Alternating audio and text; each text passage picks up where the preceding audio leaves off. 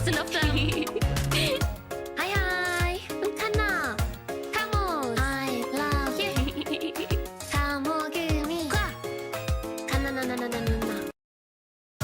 Hi, hi. Kanna. Come on. I love you.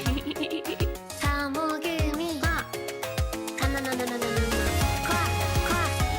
The fan name? Kamogumi. Hi, hi. I am a private detective. Kono-kana-na. I wanna make you laugh every day. I am a genius.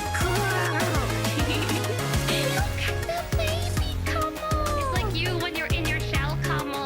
No, it's with the raised eyebrows. Kamo. I might be a genius, but I feel like the suitcase is more important than my legs. Isn't it cute? Are you ready? Are you ready? I love you, Kamos. I love you. The fan name? Kamogumi. Hi, hi. I am a private detective. Kono-kana-na.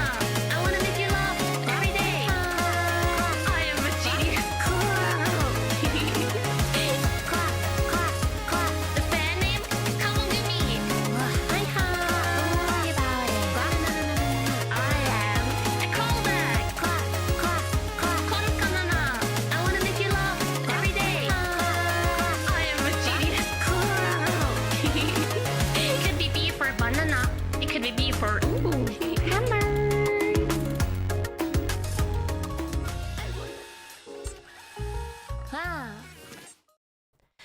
Kwa. Oh, there we go. There's a BTM. Kanna, hi, hi. Welcome back. If you were here in the other stream. Big stitch, big stitch. Long time no see. Long time no see. It's been how long? I think 5 minutes was pretty accurate.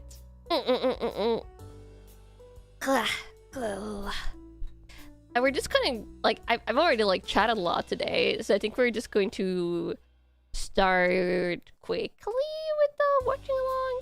Take your bets. Which Primark am I going to have a crush on? I feel like none of them.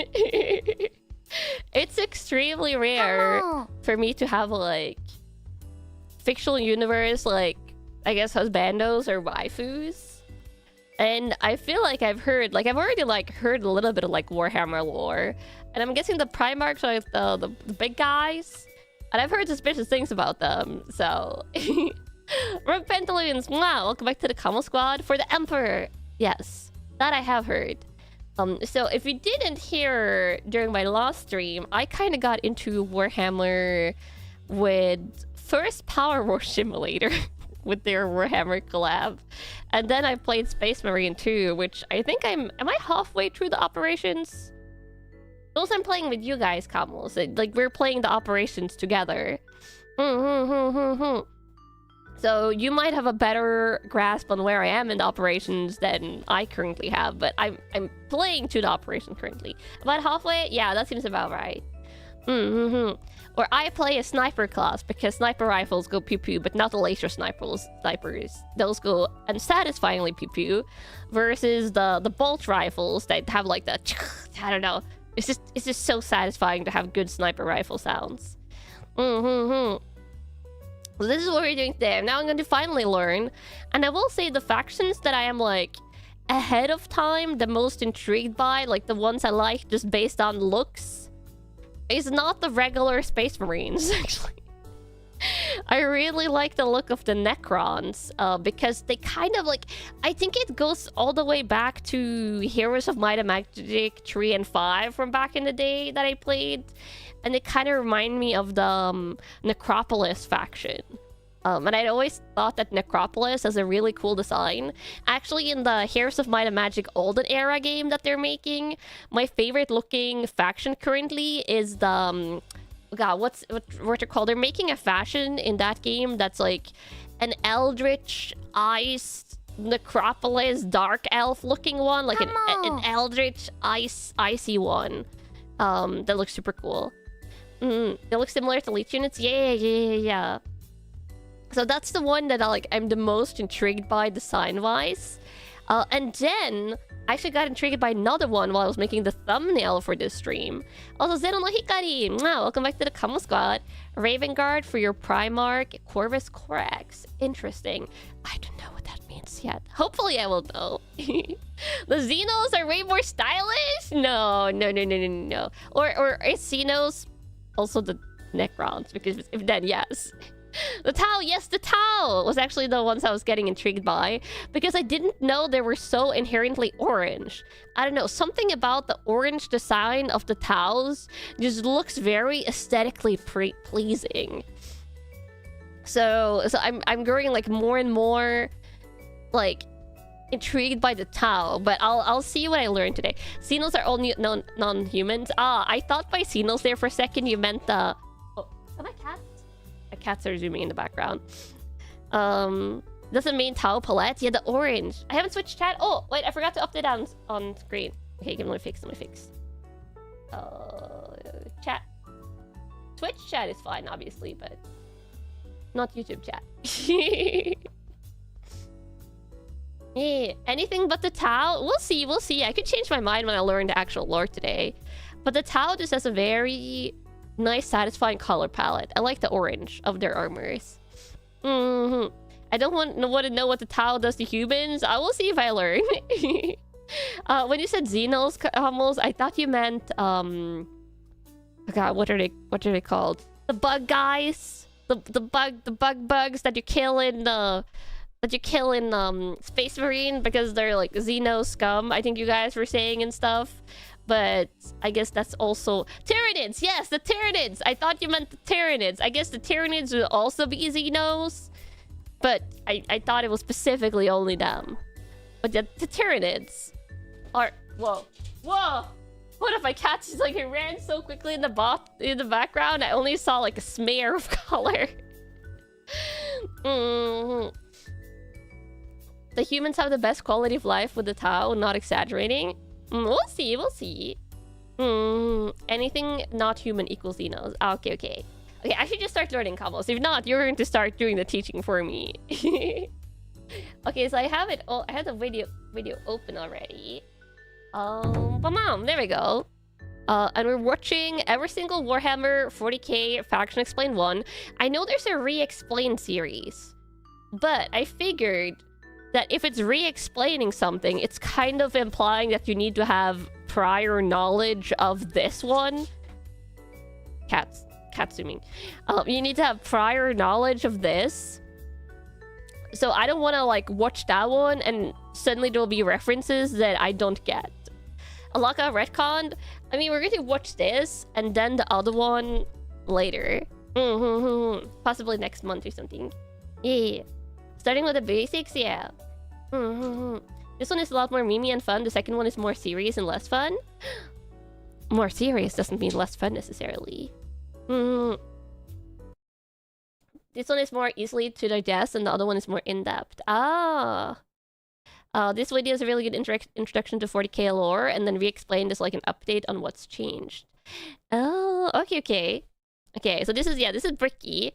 I actually haven't watched the Bricky video before, but I've heard that he is the go-to for Warhammer explanations. So let's just start. I should probably turn on the audio. There you go.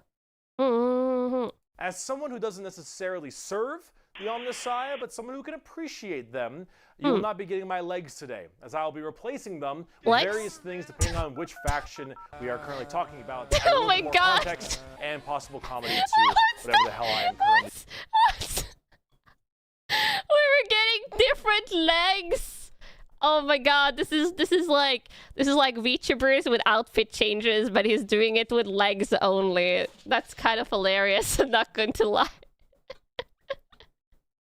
That's the Tau. Is this the Tau legs? Okay, I was expecting to see anime girl school skirt.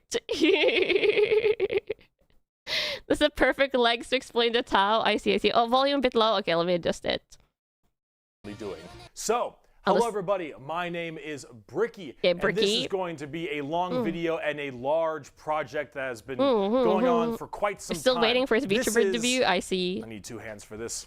This is every single Warhammer 40k race in kind of a nutshell, explained, a little bit of explanation, a little bit of lore, a little bit of talking about the tabletop, mostly lore, what they're all about, and also a little bit of background for those of you who just have no clue what Warhammer 40,000 is. Now you see, Warhammer and Warhammer 40,000 is a universe. Okay, this is going to be a challenge for me, Combos, but for reasons that are completely unexpected, is that I'm going to have way too much fun with his bits. I'm going to have to probably pause a little bit just to collect myself so I can actually listen to what he's saying. He just moved around like 20 times in the last 60 seconds. It's amazing. I love it. Did you know that I love the dad level, like dad joke level humor combos? This also amuses me. I am very easily entertained, but then also, I guess, as a side bit of that, easily distracted by humor. This is why comedy shows is one of my favorite genres of TV. This is why it's a prime intro to Warhammer 40k. It's just fun.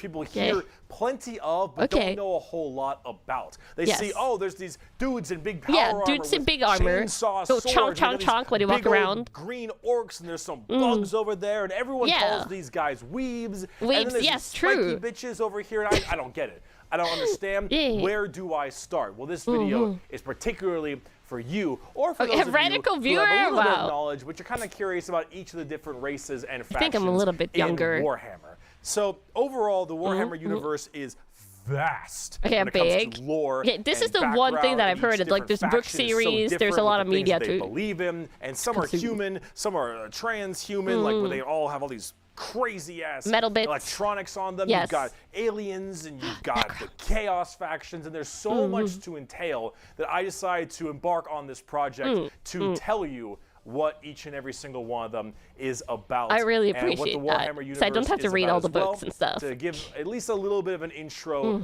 to this extremely bloated but very, very enjoyable world that I and many others partake in. So I will be explaining every single faction in the Warhammer 40k universe, at least all the factions you can play as, and some smaller factions here and there. I will not be discussing absolutely everything in it, because that is a little bit much, and I'm not going to go too mega deep into the lore. I'm going to give you a pretty solid overview of each of the different factions and have you learn a little bit about them, and we'll discuss a little bit of the tabletop as well. Also, I do like how he said there wouldn't be legs, but what do I spy here? The tops of legs. He's showing a tiny bit of leg, and he can't deny that unless he's saying that this is part of his torso, which I highly doubt. I just wanted to point out that, you know, as a detective, I gotta have my my deductive abilities, my eyesight. Also, you're late? No, you're not late. I'm just starting. This is we're getting into technicalities here. Isn't that what you do when you're watching lore videos? You gotta go technical.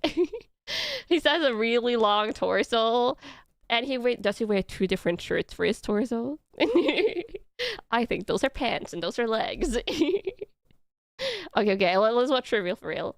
And we'll discuss a little bit of the tabletop as well, in case you were curious about that. Okay, actually, wait. Okay, this is actually a thing that I want to say. My first exposure to Warhammer actually hasn't been the game, or like hasn't been anything since I started VTubing. It was actually the tabletop, but not in the sense that I've seen the tabletop played, but in the sense that when I was in university, there was like the Geeky Thing store that I would go to had like a massive Warhammer 40k faction, like section of stuff. And I think that's the very first time I saw Warhammer 40k. I was like, whoa, what are all these cool looking figures? And then there was a friend in my study group in university, and she actually played Warhammer. And there was like a tiny like Warhammer store that she brought me and the rest of the study group to once. And there I saw like they had a display of painted minis. And I really, really, really like the huge minis. Like the huge painted, like the creatures and stuff. Those are gorgeous. So that's the first time I saw Warhammer 40k and I was like, whoa, what is this? Because the painted minis are really cool.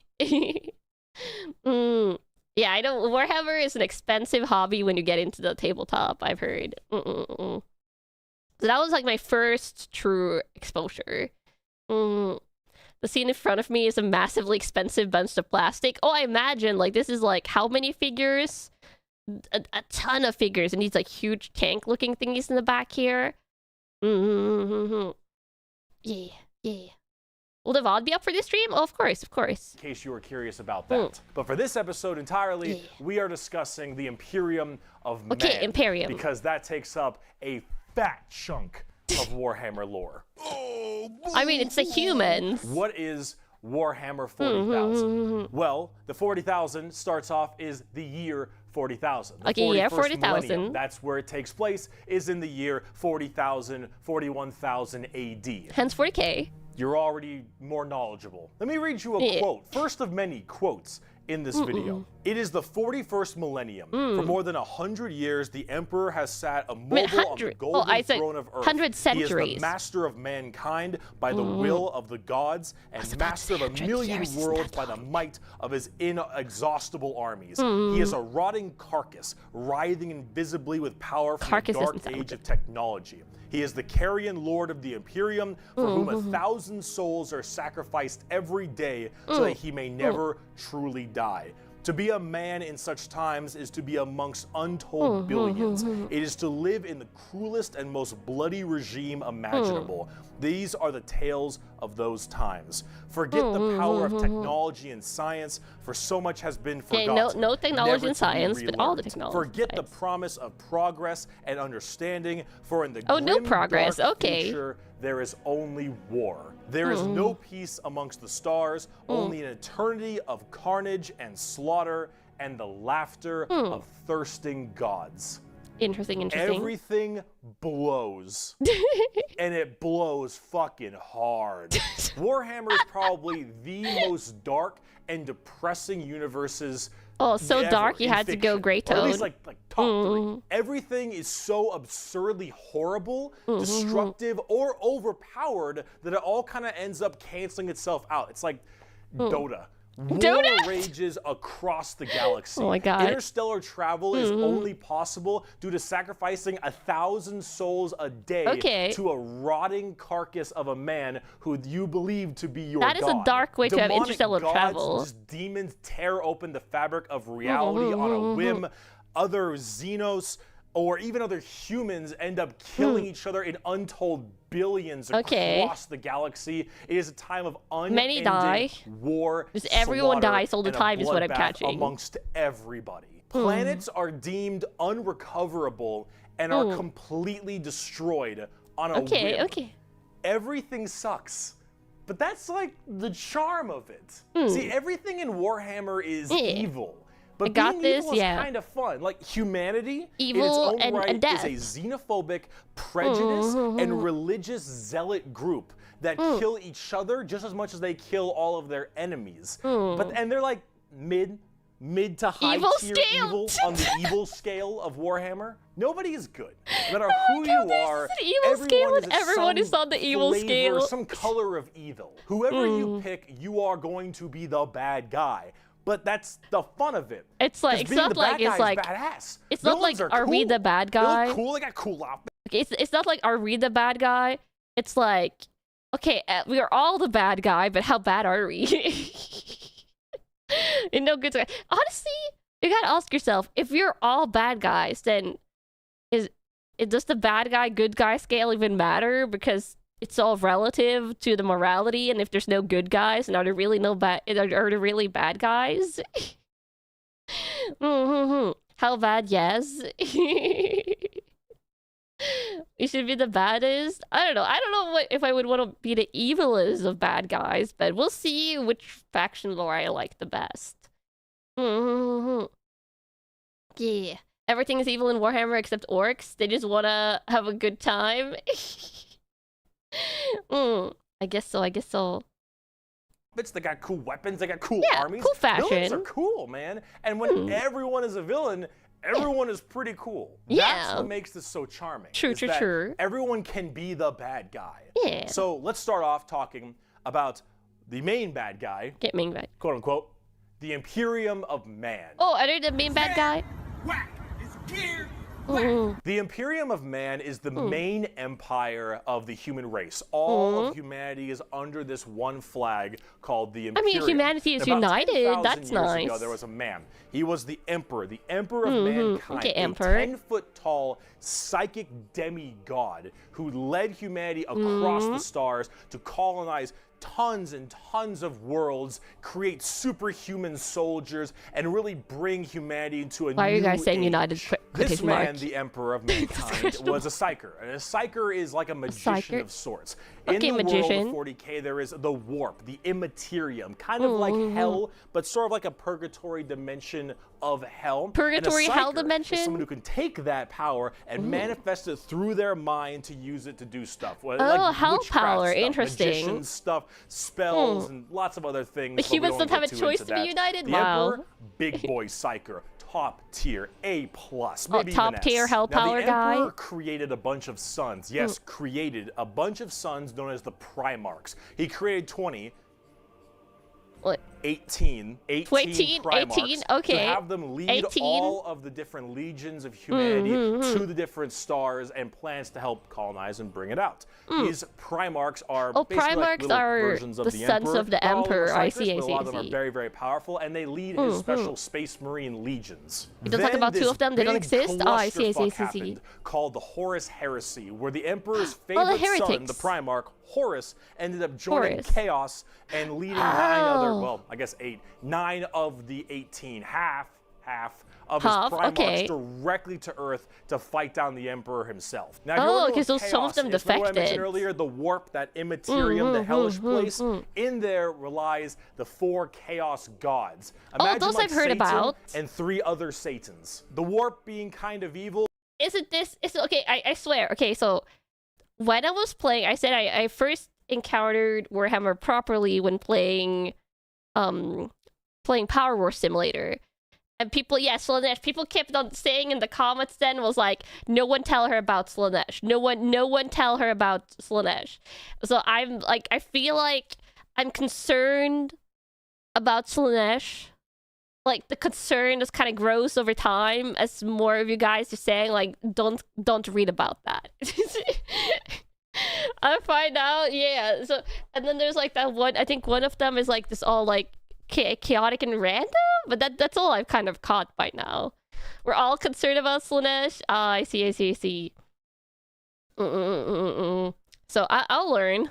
Maybe. Those Chaos Gods, that's Chaos the Gods. reason. And so those Chaos Gods manipulated Horus, and then Horus helped manipulate all 8 other Primarchs to lead so this 9 giant coup directly on the Emperor on Earth. And they fucked up shit. After this huge civil war, Horus died, but not before brutally wounding the Emperor. And right at the end of his life, they put the Emperor on that's why he's rotting on the golden throne on Earth, in which he is now alive, just barely, but slowly rotting away, powering something called the Astronomicon, so long as he stays alive and is fed 1,000 people 1,000 people a day. The Astronomicon is like the North Star. Interesting. If you want to do interstellar travel in 40K, you need to pass through that demonic warp I mentioned earlier. But how do you know where you're going? Well, the Emperor is there putting a nice little navigator right there. He helps navigate you. So he's their navigator console. If you want to go from Earth to some crazy solar system across the way,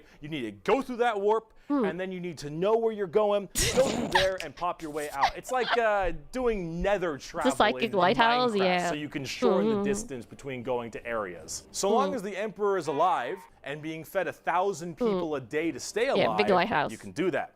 The moment he dies, I guess humanity is just done for then. Humanity. you're so boned. Now, since the Horus Heresy 10,000 years ago, the Imperium has fallen from grace substantially. All technology has started to dwindle and die. There is now giant fundamental religious extremists that now believe the Emperor of Mankind was a deity, a true living extremist. god, I see. which is probably the last thing the Emperor would have wanted to be remembered for. So now you have this thing called the Ecclesiarchy, which is this giant church entirely devoted to spreading the good word of the Emperor. He is now the Holy Emperor God, the God Emperor so it's become of mankind, and all of the Imperium has taken up worshipping him to the fullest extent and killing anything that isn't become a symbol, kind in of. his name. The Imperium has this futuristic gothic tone to it and a hefty religious zealotry to them. If you think anything against the Emperor, that's heresy. There's a symbol and now? you Yes, a deserve symbol. to die. That is called being a heretic. The Emperor was a man of science. The cult around this person probably would abhor him. There is no such thing as freedom of religion. There is no such thing as so this is what you're freedom of saying. speech, They're not so long as you united are against the Emperor. There is no such thing as choice. any kind of tolerance. Everyone is a religious zealot. Some more than others, but especially no matter this what, guy. I don't want to hear that guy. So right now, everyone in humanity is trying to expand their empire across the stars. If you are a heretic, someone who doesn't believe in the Emperor, you are deserving of death. If you believe in the Chaos Gods, you are also a heretic, and you deserve death. Okay, much death. If you are an alien race of any kind, you are a filthy Xenos, and you deserve death. That's I've heard. Filthy Xenos, I've heard. So long as the murder continues and humanity expands, the Imperium of Man is very, very happy. Very However, happy. The largest fighting force of this Imperium is my personal favorite faction, and the first faction we will discuss, the Astra Militarum, or also known as the Imperial Guard. Ooh. Imperial Guard. If you even know the Chaos Gods who die, is the main fighting force of the Imperium, and in a world of horrifying creatures, galactic monstrosities, the literal demons themselves breaking through the fabric of time to kill you, the Imperial Guard are untold billions of regular men and they're just women the normal wearing people. modern day like flak armor with a laser rifle. This is the humble las gun, the main weapon of the Imperial Guard. It fires superheated plasma lasers. So they're just literally just normal guys. It is reliable, never jams. It can blow off limbs, giant holes in concrete. It is overall your average Joes, an extremely devastating weapon in modern day. In modern day. It is one of the weakest in the 40k universe. Jokingly referred to as a laser rifle that never flashlight. jams, it could blow off limbs. One of the weakest weapons. Oh my god, that's the world we're in right now. But who cares? You're Because just the a little Imperial Guard guys, has, in each battle, 500,000 of these men and women. 30,000 large armored tanks, 10,000 artillery batteries. The Imperial Guard wins through sheer numbers and firepower. They kind of have this. So they're basically like little like ants kind of is what I'm getting. Like they're like the you just throw them out like ants and try and win by numbers. They try to survive. I feel bad for them. I feel bad. They're just little guys. They have. I can't believe they call the laser rifles like flashlights. That's so bleak. Zergs, yeah. And then the tide of men and women. I don't know. They don't even have like a proper armor. If that's heresy, they're happy to die for the Emperor. I can feel bad for them though. And the Imperium lies to them during the training. No. Everything that could have died to Laskans has already died. Now there's what's left. Oh. They're above the regular soldiers you find on most planets. Okay, so better than other little guys in the universe, maybe, but they're just the little guys. But I guess they're kind of cool because they don't give up. World War II style aesthetic with legions of guardsmen as well as high company commanders and generals on the field with them, and multiple kinds of troops. A normal Imperial Guard it's kind of like Helldivers. Starts off with artillery, long lines of artillery, cracking the crust of the planet underneath the enemy's feet.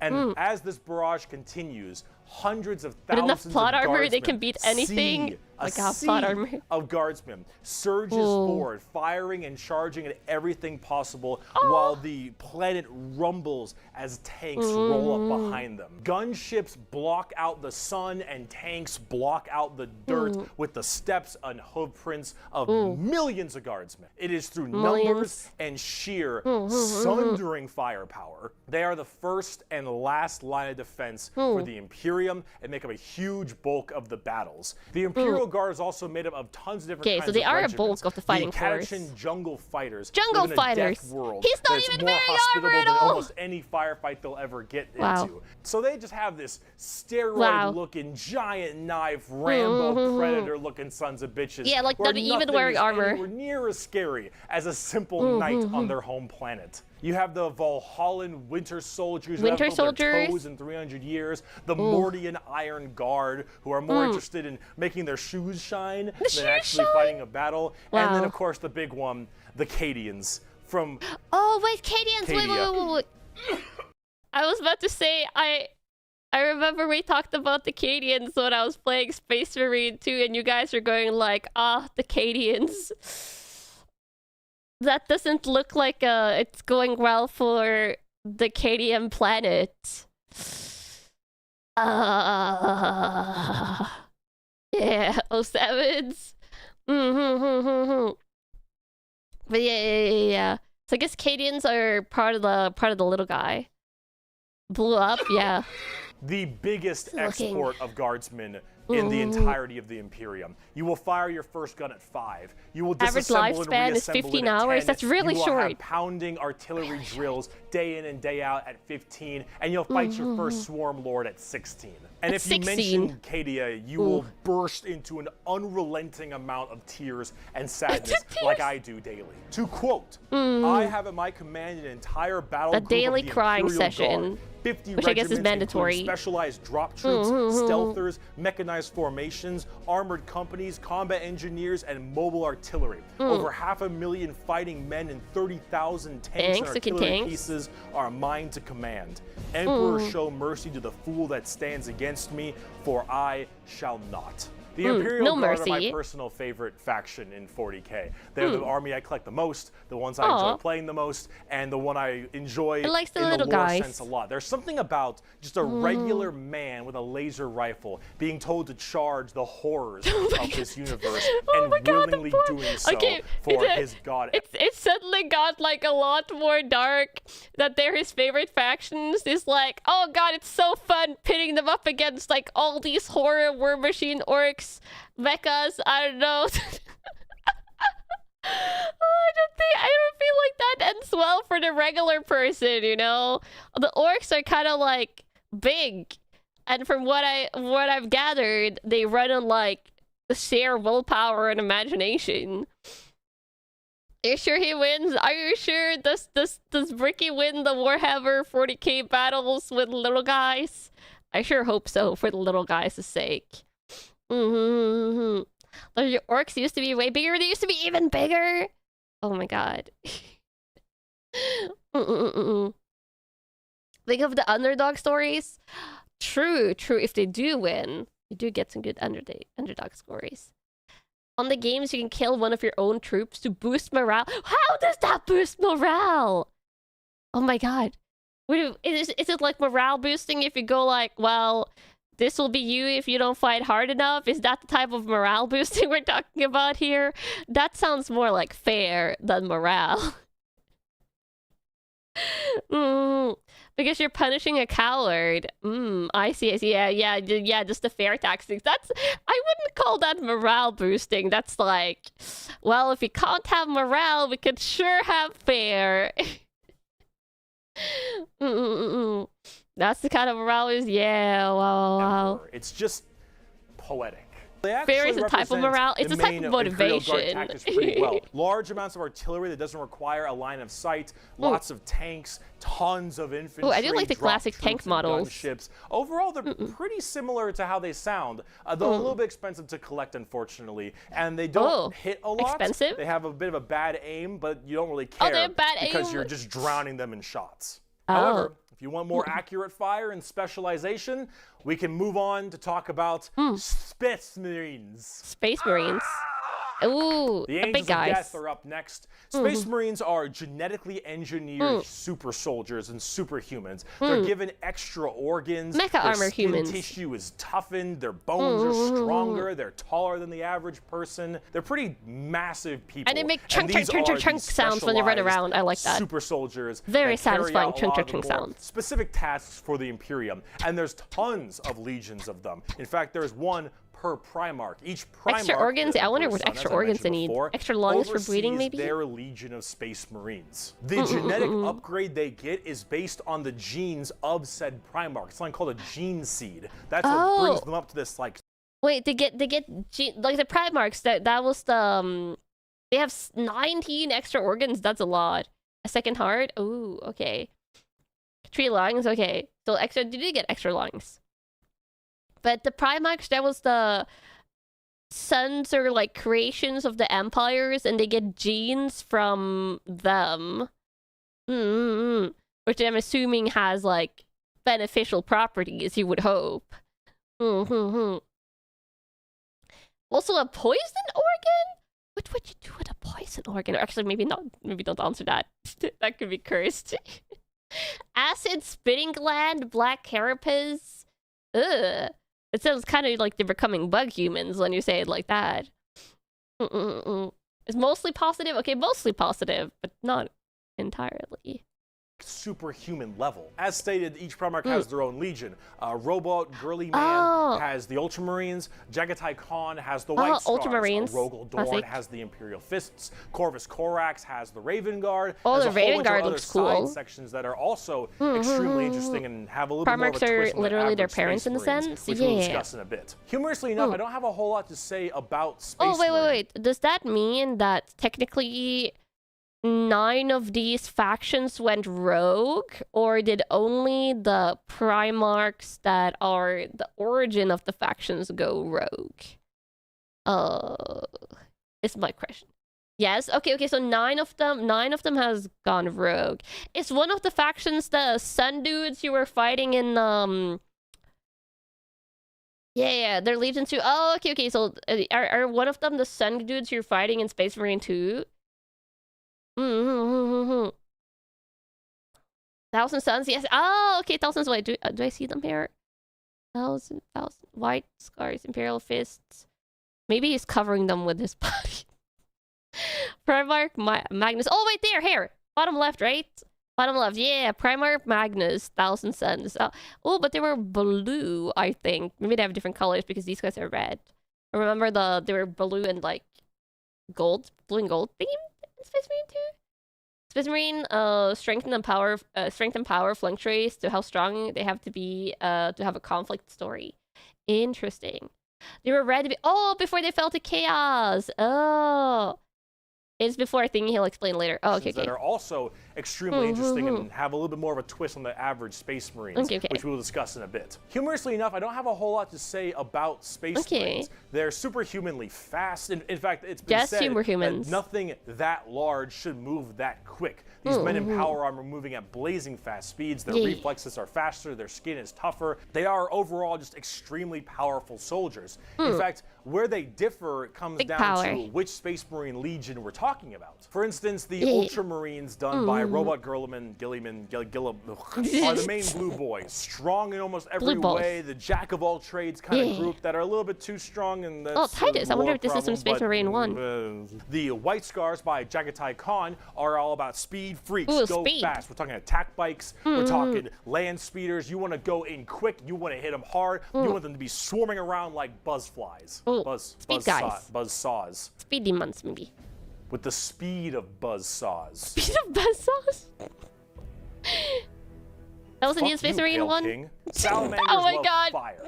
Fire in the forge, fire in battle. Flamers, melta-guns, multi-meltas. Just so long as something can be burning, that's big. And they're also actually some of the nicest of the Space Marines. A lot of Space Marines have this kind of like holier-than-thou thing because of their genetic strength. However, the Salamanders tend to put human lives above the lives of that's themselves, really nice. which is actually rather rare. They're also all black, but not like just regular black, like 2 a.m. line at a White Castle. Black, like they have a like literally charcoal, like zombie, dark, ashy exterior. Oh yeah, like look and at blazing red some of these guys eyes. look like they're Apparently like something about zombifying. living on their home planet of Nocturne, which I don't know if that makes much Salamanders sense. are the but who boys. Yeah, they cares? seem This is super like sweet. Fantasyland anyway. Like, overall, in, salamanders are you know, actually my a personal Warhammer favorite 40K legions setting. because they're just really cool. They're fun to play as because of all their flamer weapons, and they have a nice fire weapons as well. more heartwarming lore. As opposed to being super evil like everyone else is. Oh my god, we're not even a quarter of the way through the Space Marine Legions. Imperial Fists believe in the power of the siege and defensive positions. Power of siege? Raven Guards, master of stealth and sabotage while having burn stealth! helmets. Iron Hands, masters have of burn machines and helmets, vehicles Kamals. while being really I like goddamn that. good at being sold on eBay after one nerf. Space Wait, Wolves, eBay? Vikings, and wolves, and tons of What wolves. was that? What was that about eBay? But also, going back to this, you know I love, no, not this one. You know I love stealth combo, stealth, and then also bird helmet. As a duck VTuber, I gotta love bird helmets. I sure hope they're not one of the factions that went to the chaos side and are evil, evil, evil. Oh, it's an outdated meme. Oh, was it not good units maybe for the tabletop? They were really strong in game and then got hard nerfed, and a large portion of Iron Hands got sold on eBay. Ah. Bird helmets. They're Iron loyal. Hands, Okay, masters good. of machines and vehicles while being really goddamn good at being sold on eBay after one nerf. Space Wolves, Vikings, and wolves. I do like tons the of wolves Vikings. And axes, battle axes, fur everywhere. Ooh. Space Wolves. I like the aesthetic of that. Blood Angels, the That's an genetic origin. defect to make them want to Vikings drink are pretty blood cool. and go crazy, called the Red Thirst. Blood. They have Whoa. Cupid wings and stuff, which is a little bit strange, and they are Yeah, all that is strange. super gay for Sanguinius. Dark Angels are old school knights and inner circle theme. and Wow. Redacted? Are you a heretic? No. Redacted. And the new hand touches the brick. Death Yeah. Watch, The Cyber Soldier. Thank you for the super Xenos group coins. that nobody plays because Death Watch and they look cool though, but no Death one Watch? plays them. I don't know about Death Watch. They're there though. They're Black there? Templars for Sure the people there. who, if you haven't prayed at least 3 times a day, you're gonna start praying out that airlock. And I'm sure there's some other chapters I Okay, may so have missed really, as well, really- like Crimson Fists and stuff, but those are Really, the really main ones devoted right here. to the Here, faith. quote from the Emperor himself. They shall be my finest warriors, these men who give of themselves to me. Like clay I shall mold them, and in the furnace of war I shall Much forge war. them. They shall be of iron will and steely sinew. In great armor I shall clad them. you don't pray with the 3 mightiest times a day, weapons you'll be shall they praying at the armed. airlock. They will be untouched by plague or Yeah, disease. super devoted. No sickness shall blight them. They shall have such tactics, In strategies, summary, there's a lot and of different machines Space that Marines. no Yeah, foe will I didn't best know them in that the battle. factions They are were my like bulwark this against the different. terror. I like they are that. my I like defenders that. of humanity. They are my Space Marines, and they shall know no fear. And on the tabletop, they fuck. Oh, they fuck hard. As of making this video, Space Marines are laughably strong. That might change at some point, but overall, Space Much Marines strong. just have it's like a Swiss Army knife, a tool for anything. Okay, now I gotta ask though, people that play the tabletop here, do you play like Space Marine against Space Marine? Like when you guys are playing, do you play it hasn't changed? Okay, so it hasn't changed, they're still strong. But do you guys who are playing, like, do you play Space Marines against Space Marines? Or do you only play against like Xenos factions or Chaos? Oh wait, this happened! Okay. You can, yeah? Ooh. It's common. There's matches you can watch online. Ah, okay, so anything goes. 75% of matchups are Space Marines against Space Marines. Ah, yeah, because I figured like, because the second I heard that they're really strong, I'm just going like, okay, if they're really strong, I'm betting a lot of people play them. And if a lot of people play them, then you're probably going to have like Space Marine versus Space Marine battles. There's the reasons for Space Marines to fight each other, even in lore. But I figure you must fight for more than those reasons. Yeah. Mechanically, yes. Lore-wise, some Marines are more devoted than others. Shenanigans and shoot. Oh, so I guess like the ones that like was doing the airlock praying, it might be like a little bit mad at other guys if they're not devoted enough. Yeah. Even Space Marines on the same side can sometimes fight each other. It's just politics and traditions. I guess they're not as united as I got the impression of in the beginning. A little bit more frictions among the humans. There's a good amount of army diversity in your experience. Oh, nice and nice. Yeah. Yeah. Imperials calling out other Imperials heretics and fighting them is a daily occurrence. Yeah, I guess this goes in the United quotation mark thingy. Space Marines actually had a civil war. It was called the Bada War. There are some Space Marines which are like, if you witness them in battle, you have signed your own execution. Ooh, interesting. They have almost as many miniatures as all the other factions combined. Whoa, insane. But with all the different Space Marine factions, I guess that makes sense. Thing you need, except it's like a gold-plated Swiss Army knife. Gold-plated Swiss Army knife. Extremely strong. If you are actually getting into the tabletop of Warhammer, Ultramarines Space are Marines the common starter army for many. Start. Oh. Also, whatever gameplay style you have, whether you want to be sit back with long range and heavy weaponry, go fast and run in, or even just full melee, all these options are totally there for you. Space Marines are super badass, but unfortunately, it's time we start praying to our new god, the 2011 Honda Civic. So is it any wonder people are afraid? Wait, why is there a 2011? Why is there a car in here? What did the Honda Civic do? Wait, I'm going to zoom on back to this voice clip, but think of the Imperium as the Holy Roman Empire or feudal Scandinavia rather than a centralized nation state. Ah, okay. I'm just going to skip back to where he started this Honda Civic thingy. Space Marines are super badass, but unfortunately, it's time we start praying to our new god, the 2011 Honda Civic. So is it any wonder people are afraid of technology? Technology! The Adeptus Mechanicus. Oh. The Adeptus Mechanicus are a technophile cult on Mars. On now, Mars, these specifically? people are a little bit weird because they don't actually really believe in the Emperor of Mankind. Oh, they and you don't? Might think, Interesting. Whoa, Bricky, that sounds like some heresy. Yeah, wouldn't a little bit. They believe in Black the Emperor. Angels come for them? They believe in his power, but they don't pray to him. They pray to something called the Omnissiah. And the Omnissiah is this kind of machine god that they believe permeates in all machines. Okay, so they have a separate machine god. Well, wait a minute. They believe in a different god as well? That sounds like super heresy. Super heresy. Yes-ish, but they also make all your guns. Oh. And they make all your tanks. Yeah. And they make everything that you have. Yeah. So you can't really tell them to fuck off. Because you're not going to win nothing if you don't got stuff to shoot people with. Yeah. See, their Omnissiah at least makes sense from their standpoint. They believe it to be a deity that permeates through all machines. Your Honda Civic, your Honda standard Civic. bolt gun, your It's all machine, the Walker, Omnissiah. your giant It's a mechs, don't question your it relationship. ships. Yeah, apparently. The Omnissiah is present through all. Yeah, and the don't buy the only hand that reason feeds you your kind of stuff thing. Works is because the machine's spirit in it says it works. Yes, if you want your gun to work, your tank to run, have I ever prayed for OBS to work? It worked because the Omnissiah heard me. You need to start chanting in high Gothic. Oh. You need to burn incense. Chant. You need to sit on your knees and pray to that car. You need to rub oil on your robes, and you need to go homina, homina, homina, homina, homina, homina. Full stop. If you want your damn thing to work, if you want your gun to fire, you need to do that. I guess this is what I'm doing the next time anything I have that is electronic breaks. Because it's obviously working. And if you look at them, I don't know how that works.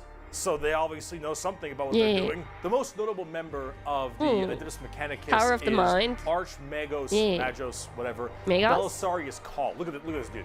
Look at this dude. Yeah. This is the group we're talking about. These are these weirdos. Here. Weirdos. The Omnissiah Creed. The Credo. Omnissiah.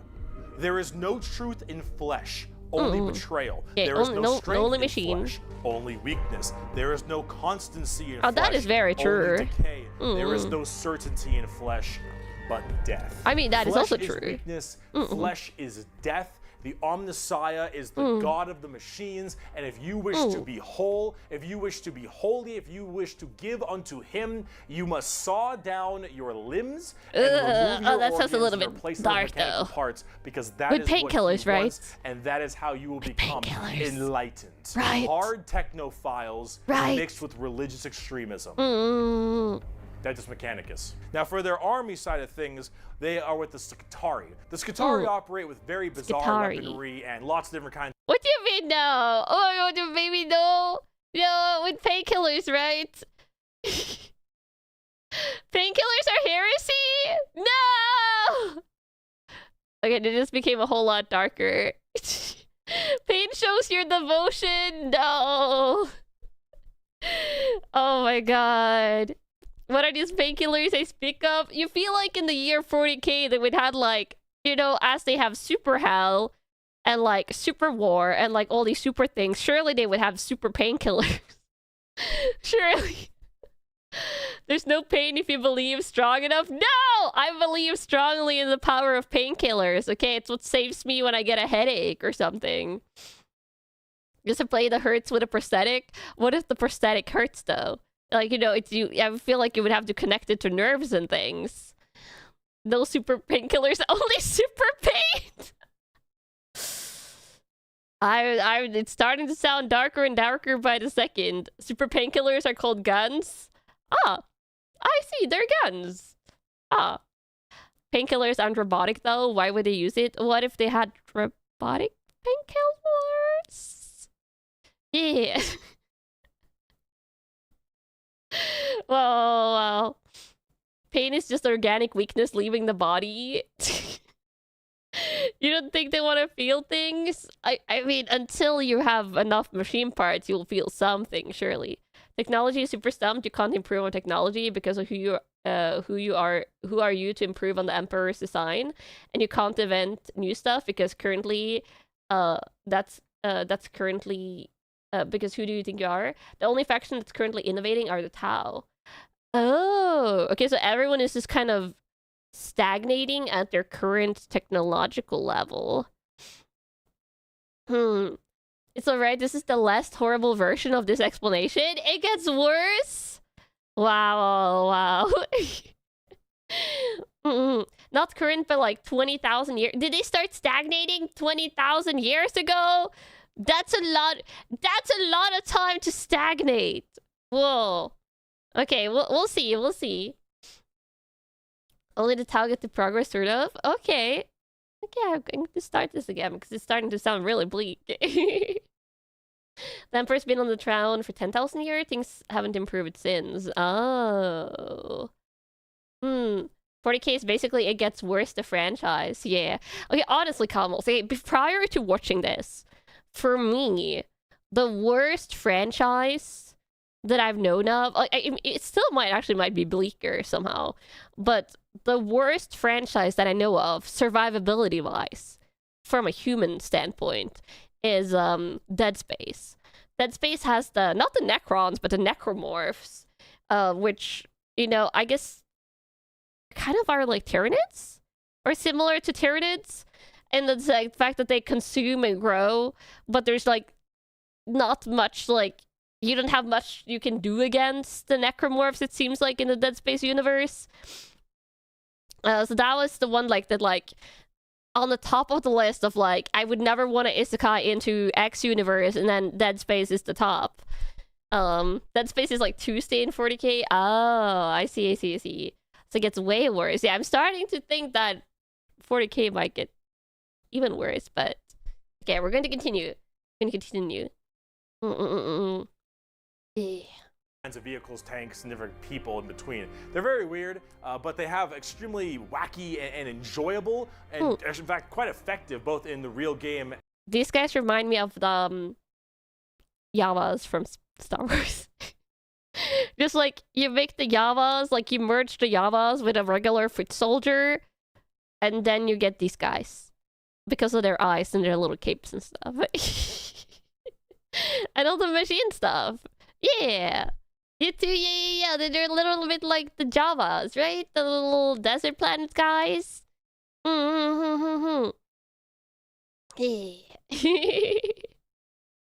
Hmm. The thing is, 40k is mostly races have a chance of fighting the worst stuff. In Dead Space, there's not really much humans can do. Yeah, exactly. That's the thing with Dead Space, is the humans aren't strong in that one. Not the Javas. Oh, is it Javas? Javas? Aren't they the little guys that love hoarding tech? Or am I thinking of something else? The little desert guys. There are on Tatooine? God, it's been a while since I watched Star Wars. I should probably rewatch Star Wars. Yeah, Javas? Yeah, oh, it is correct. Okay, Javas. Yes, the little Javas. And in the lore, weaponry and gear. Overall, as an army on the tabletop, they're very weird and have a whole bunch of different shenanigans. Interesting. But if you like kind of that quirky, wacky techno I like their thing, little like steampunkiness of their design. Hell, they're so paranoid. I gotta keep going. They're so paranoid and crazy. These Dune Striders you see right here, one guy was able to make them work. One guy, and he died. And they're so scared they'll never work again that they keep them on and they never turn them off. And they run around in a circle the whole time until they need them, and then they corral it and they go to battle. Circle? Oh my god. The Adeptus Mechanicus. Now, if you want to talk about faith, okay, so super like faith-based let's talk about the mechanics. Battle. Ooh, has fallen for an ego girls. in Lego City. Sorority. The Sisters of Battle of the Adeptus Sororitas, if that's how I pronounce it correctly, is an all-female group of battle sisters going through the ecclesiarchy section of the Imperium. Okay, the faith section is, of course, the church. This is, imagine a private army of the church, which is scary. And it is. Oh, that the looks scary. sisters are an extremely zealotous force. Okay, very heavy with the faith. They believe in three main things: faith, martyrdom, and fire. Through the bolter, the flamer, and the melta, the Sisters of Battle are extremely potent at taking out chaos and heretics. Mainly heretics, because as they are a fighting section of the ecclesiarchy church, that's the big thing they want to kill. I like your design a lot. Any form of heretic will face the Emperor's justice through those three main weapons: the bolter, the original flamer, group name was and the Brides melta, of the Emperor. And they will do so with extreme prejudice. Literally. They are the closest things we have to nuns in space. Yeah, I was about to say, they're kind of like fighting nuns. Nuns. They carry holy fire on their backs. They have holy books and sigils all across their armor. Their main battle tank is a fucking pipe is that organ. An organ? Yeah, it's a pipe organ. Whoa. Okay, the aesthetic of this is super cool, but they sound kind of scary. They sound like if you are a heretic, you are going to like burn. Yeah, it's a pipe organ that fires missiles. Whoa. I mean, they gotta roll up to the battlefield with some good music. You're going to burn, yeah.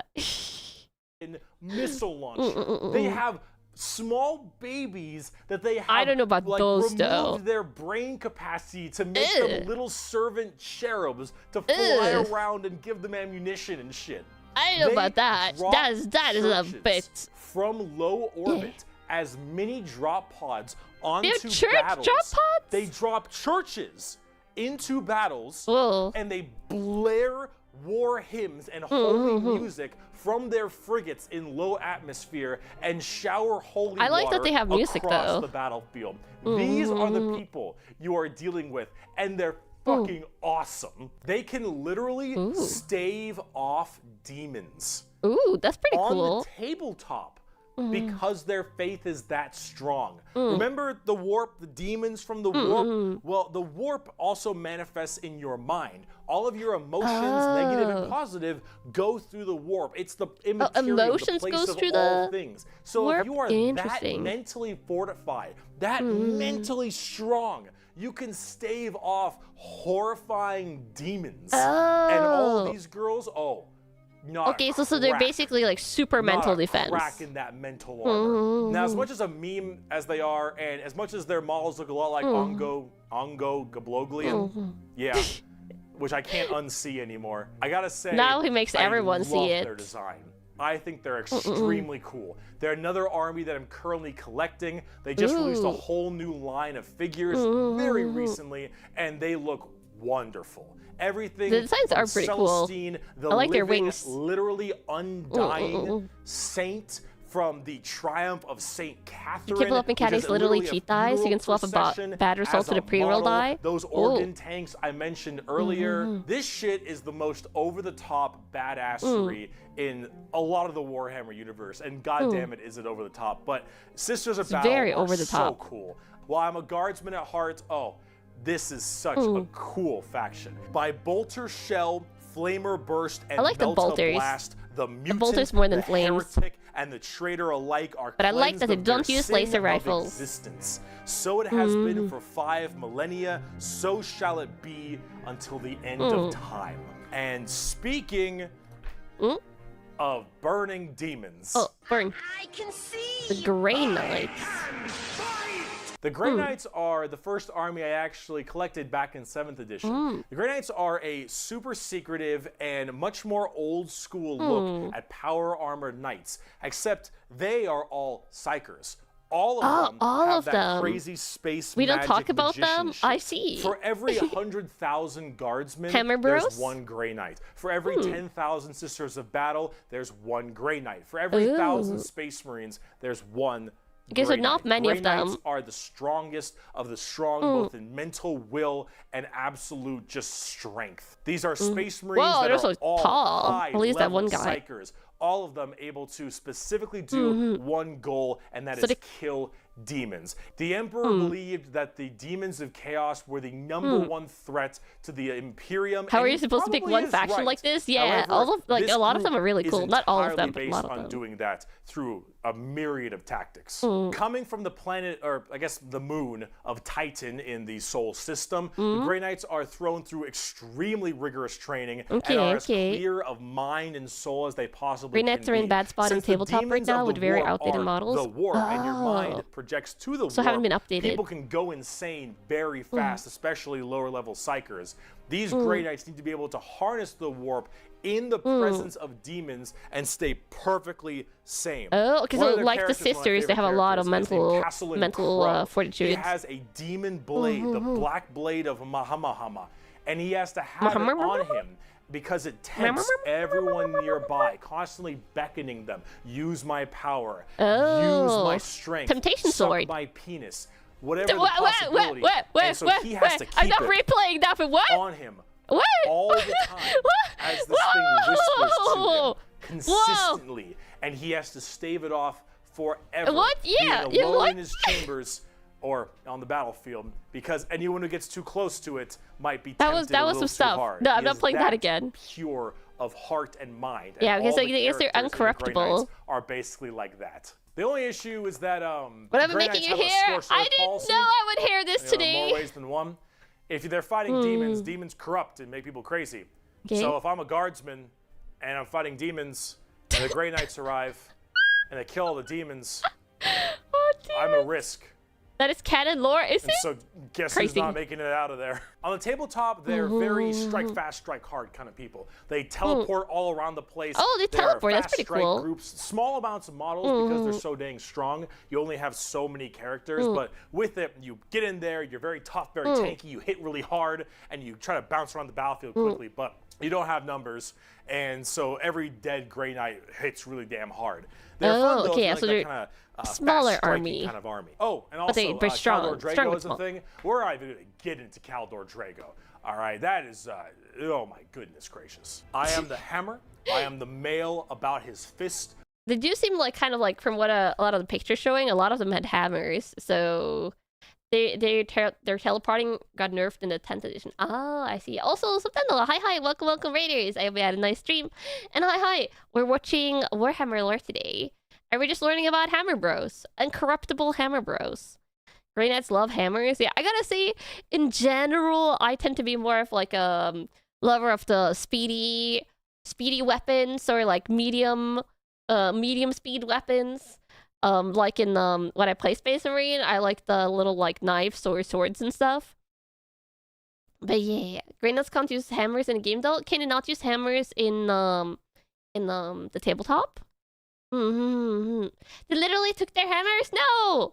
How could they have Hammer Bros and then not have hammers? Yeah. You like the pokes? I like the pokes. I like the speedier factions. So I like the for like the more space marine looky factions. I like the look of the bird guys more. The bird stealth bros. Or the Viking bros. Tabletop hammers got taken. They have maces now. That feels wrong. In the current edition, every melee weapon the Grey Knights infantry uses the same staff block. Ooh, interesting.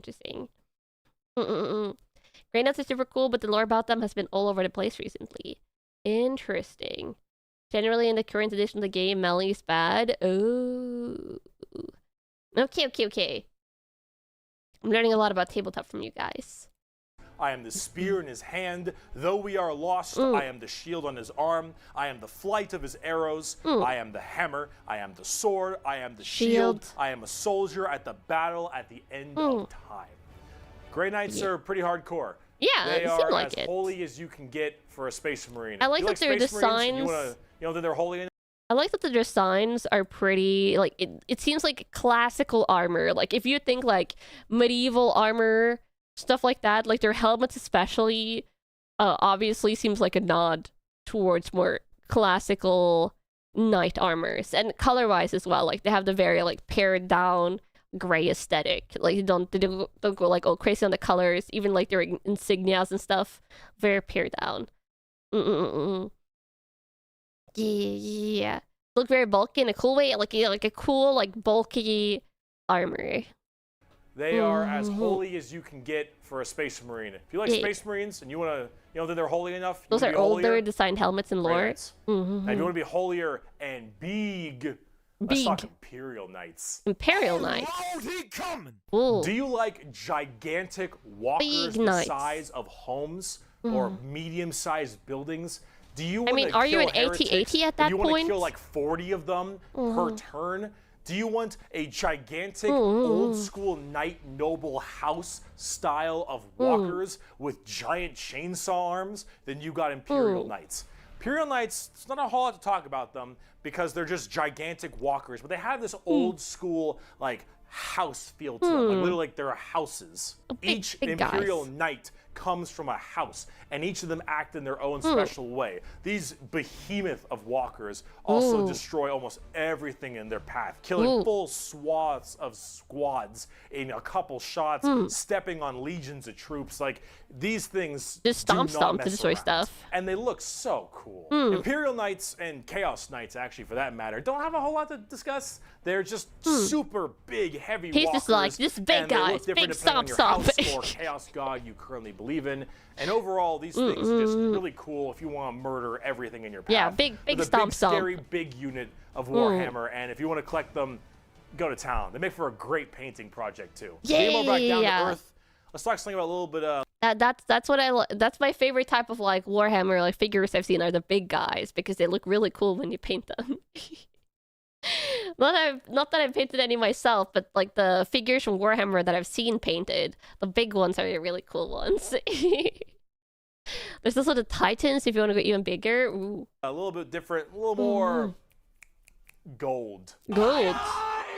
If guardsmen are regular soldiers, Space Marines are super soldiers, Grey Knights are super soldiers, the Adeptus Custodes are super soldiers cubed. The Adeptus Custodes are the third major army I own. I know, 3 armies. I know, I got carried away, okay, but that's all. I only have 3, okay? They're just OP in lore? They are our final brand of Space Marines, but these ones are super special. Okay. If a guardsman is 6 foot, a Space Marine is 7 feet, a custodian is 8 feet. These are the giant defenders of Holy Terra, which is also Earth. Earth is Terra. Themselves. These are the people that literally guard the Emperor's throne room. That's custodians. I guess they're like a small guard force. At all times, and are literally like handcrafted people. They're not humans brought up by a gene seer or something. These are all handcrafted super soldiers. I think from a tube. Literally every single custodian is a main character. Yeah.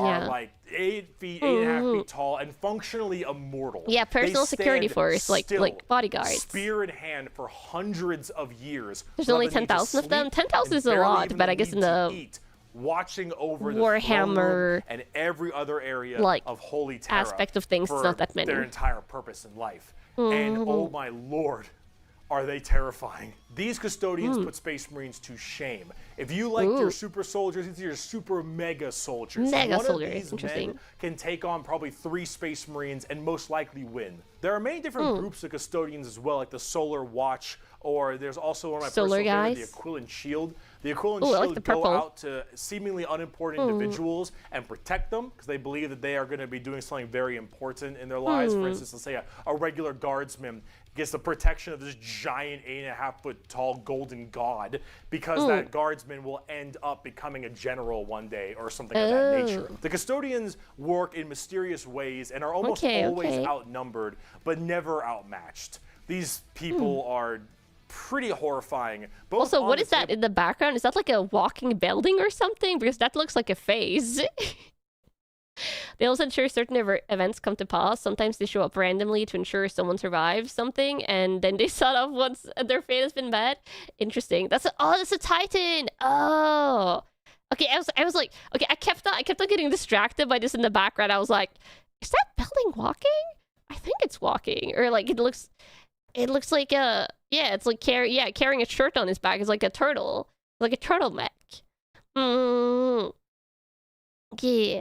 A Titan is bigger than a knight. I mean, obviously, if it's carrying a building, it has to be bigger than a knight. You can see a Titan in the distance in one of the Space Marine 2 maps. Ooh. Yeah. So walking buildings, walking churches, but giant buildings. Yeah. Top, as well as in the lore. There are very few of them, however, and there's actually an extremely small amount of them. But that's kind of the point. There's only so many of these if you have an elite force, strong weapons, this powerful, they're not going to be training this good. And the custodians have all 3 of it. For 100 years, I stood my watch amidst the somber shadows of the Sanctum Imperialis. I was still as a statue, but always ready. Always attuned to spears are their main weapon. Oh, days, I love spears. Months, years passed by in a frenzied blur beyond those walls, yet within, little moved and nothing changed. For 100 years, I did not but wait, yet had any threat appeared, I would have struck it down in a heartbeat. For 100 years, I stood my watch, and as it ends, I can tell you this, patience is a weapon. The custodians are... I see kind of like a parallel, at least from like that expert of the lore. A parallel to, oh god, you know those ceremonial guards that a lot of countries have outside like important buildings and stuff, like the ones that usually have like more elaborate uniforms, that the ones that when people take pictures of them, they're not supposed to react, they're just like standing unmoving guards and stuff. Kind of gives me like a little bit of parallel to those. Yeah. Obviously more hardcore. The ones that Yuki like honor guards. Yeah, that's the inspiration. Yeah. It's like them, but they can actually fight. Yeah.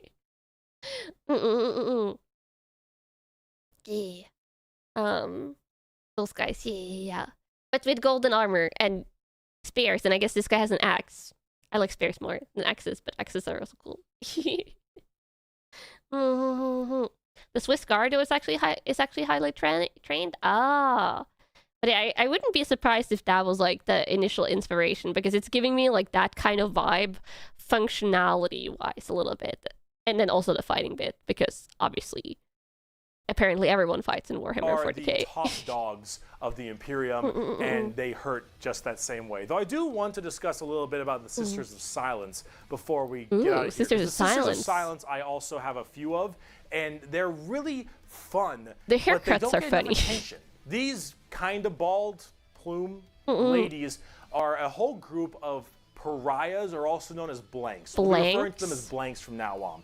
So as every mind is somewhat connected to the warp, these blanks are a genetic mutation that has it suppressed heavily. Because of that mind suppression, normal people feel this weird, like, uncomfortable nature when around them. So they're kind of like disconnected. When a Sister of Silence walks past them, you feel ill. You feel just uncomfortable and strange. They have no soul. Most of them don't actually live past childhood, because once they are birthed, they're, well, you know, killed. or something at a very young age because they just emit He has an anti-magic. horrifying aura. These ladies, however, are guardians of the throne as well for more psychic threats. See, none of the custodians are psychers, so they have a difficult time dealing with major demons custodians are and not other kinds of psychers. psychic phenomena. These sisters are extremely specialized in it. All of them taking a vow of silence as they don't speak, hence the term Sisters of Silence, but they communicate through hand gestures and things of that nature. Okay, so they also don't but speak, if there's a demon mute. issue, if there's any kind of anti-soul? problem, Okay, anti-soul, the sisters are anti-magic. extremely adept at dealing with them, thanks to their blank gene. They normally work a lot of time with the custodians because they have to deal with both kinds of threats, but they're not represented that way on the tabletop. In fact, they only have like one real model for them, which is very unfortunate. Interesting. I hope we'll get some like news soon because I think they should really be working together as it is that way in the lore, but hopefully we'll get there soon. But if we're talking Technically, about psychic power blanks, equals soul power. let's talk Sisters are assassins. in a real sense solens. Oh. Oh, they have assassins. Assassin It's been a long video. We're about to round it out. We got this and one more human thing, and then we're done. The assassins, though, the officio assassinorum. Ooh, stealth. Oh boy, these people are deadly. Yeah, they're called assassins. They should be, but I like how he says. I like how he says that so excitedly, as if nothing else in this video has been deadly so far. The way he's like saying it, and also his like face that I coincidentally stopped at right now makes it go like, oh yeah, these guys are deadly, and nothing else before this point was deadly. As if we didn't have like these Grey Knights, super Grey Knights, the super sisters of battle with like all the fire, the literal custodians. Like it's like now the real deadly stuff it comes. Yeah, precision matters are deadly for humans. I guess like all kinds of deadly then. They can take on space marines. Ooh.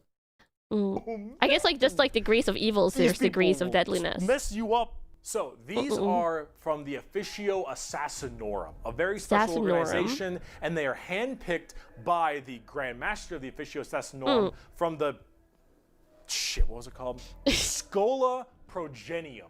It's basically an orphan school. Your parents got murdered by demons or something. You get sent to this, and you get trained to be whatever. Tempestus Drop Troop, an Inquisitor, maybe even. Maybe you get a blank gene, and you get thrown into the Sisters of Silence, or sometimes you just disappear. When you are taken, however, you go to Wait, you sometimes just disappear. Sometimes just go poof. Let's go poof, or other people make you go poof. I don't think this is a good orphanage, Kamals. To be fair, in a lot of fictional media, orphanages just usually doesn't end well for like any characters that's involved in anything. Don't worry about it. Don't worry about it. Okay, don't worry about it. You just go poof. I see. Yeah. One of 4 temples because the Assassinorum works in the temple style of things. Temples. These temples are the Vindicare, We don't talk about it. Calidus, and Eversword around temples. again. Let's start with the Vindicare. I'm far away. I've been sitting here for 3 weeks. I love snipers. The Vindicare temple is the main sniper-based temple. sniper! I like that. Gigantic sniper rifles for all Sniper these rifle, assassins. yes. Their whole point is to be able to be in a spot and sit there, Best eye faction. and scope for weeks, waiting for their perfect target, taking people out from literal miles away after extremely long time periods. Can they make a Warhammer game where you just play as this is the main character? Perfect aim. There have been reports of Vindicares being able to single out particular body parts from over 2-3 miles away. Temples in the head, the jugular, for instance, and been sitting there after weeks. I like when this. they're ready, take that shot. Time is done. They're super strong in chaos, Axe 'em get up. demon hunters. The Calidus temple, however, Sniper Elite is a lot 40K, more about shape-shifting and deviant-art. It's mostly a female-based one, or at least it seems to be, and this allows a lot of body augmentation for certain individuals to be able to transmorph themselves and infiltrate areas that They're are basically that one blue lady from X-Men Mystique. They even have, isn't Mystique's hair red? They even have Mystique's hair color. They're kind of like Mystique 40K. Yeah. Would you agree? If they do the shape shifting Yeah, the Mystique, yeah. Like when the more he described it, the more I was like, oh, that's kind of Mystique stuff, but 40k vibes. The one blue lady. If I say the one blue lady from X-Men, we all think of the same lady, okay? Is that I was talking about Widowmaker? Wait, she's not. Wait, it's not. That's Overwatch, not X-Men. That is very different. That would have been more fitting for the sniper faction. Assassins will end up taking missions that take them years, 2-3 years, to infiltrate a heretical group and slowly work their way up. Ultimate Universe Nightcrawler. Oh, true. Nightcrawler and Beast are also blue, but they're not ladies. And then escape unharmed, or become the main target and sabotage it from within. These are all completely about deception, mind tricks, polymorphing, and everything in between. And infiltration ladies. Lots of drawings. The Eversor Temple. Ooh. Just kind of disturbing one. The Eversor Temple is about when you don't want anything to come back alive, friend or foe. You want it all dead. And Eversor is psychogenically conditioned with just psychotherapy and psychological torture to only feel violence, hatred, and anger. It does the Clockwork Orange style of thing of just making you forced to watch never-ending pain and misery and psycho. Oh, that doesn't sound very good. Is the term. And then they pump like you even on full even of on tons 40k of standards. Drugs, and they cryo freeze you. And then they drop you in an area. Oh, where they it's just like want your to make sure berserker killing everything is machine. dead. And then you defrost. Yeah, they just defrost to kill. Insane, mind-boggling psychotherapy and psychedelic drugs, and you just go to town. Yeah, if you don't care if anyone comes back alive. You're like, I'm not ready for Xenos then? We'll see. Send them in. Finally, there's the most bizarre temple, the Calyxus Temple. The Calyxus assassins are feared even among the other temples. So that blank gene, the people will go to the Calyxus Temple with this as well. And this is where they can harness that to be massively anti-psyker or even just anti-regular. Okay, so they're also anti-soul, anti-psyker. And distrust among many, many people. They're described by the Eldar by quote as being pure evil. Imagine pure that evil, wow. feeling from that blank gene I mentioned, and then imagine them being taught and given equipment to amplify it by 100. If normally regular people feel the suppression, like, now they are basically akin to whatever. being a siren wailing directly in your ear. And if you're a psyker, kind of like an EMP, psyker EMP. The sheer presence of a Calyxus assassin is enough for you to tear your skin off. You will rather gouge your eyes out and rip your nails off than even being near this person. The Calyxus assassin is when you want psychers to literally lose their minds, and they will go on their knees and ask you to gun them down because it is a suitable choice over being anywhere near you. The motto of that temple is, that which is unknown and unseen commands the greatest fear. Now, for the tabletop, assassins aren't that special. You can call them in after no all matter that what Imperium faction you are, and they do a lot of work for themselves, but at the same time they're very specialized and require a lot of finesse.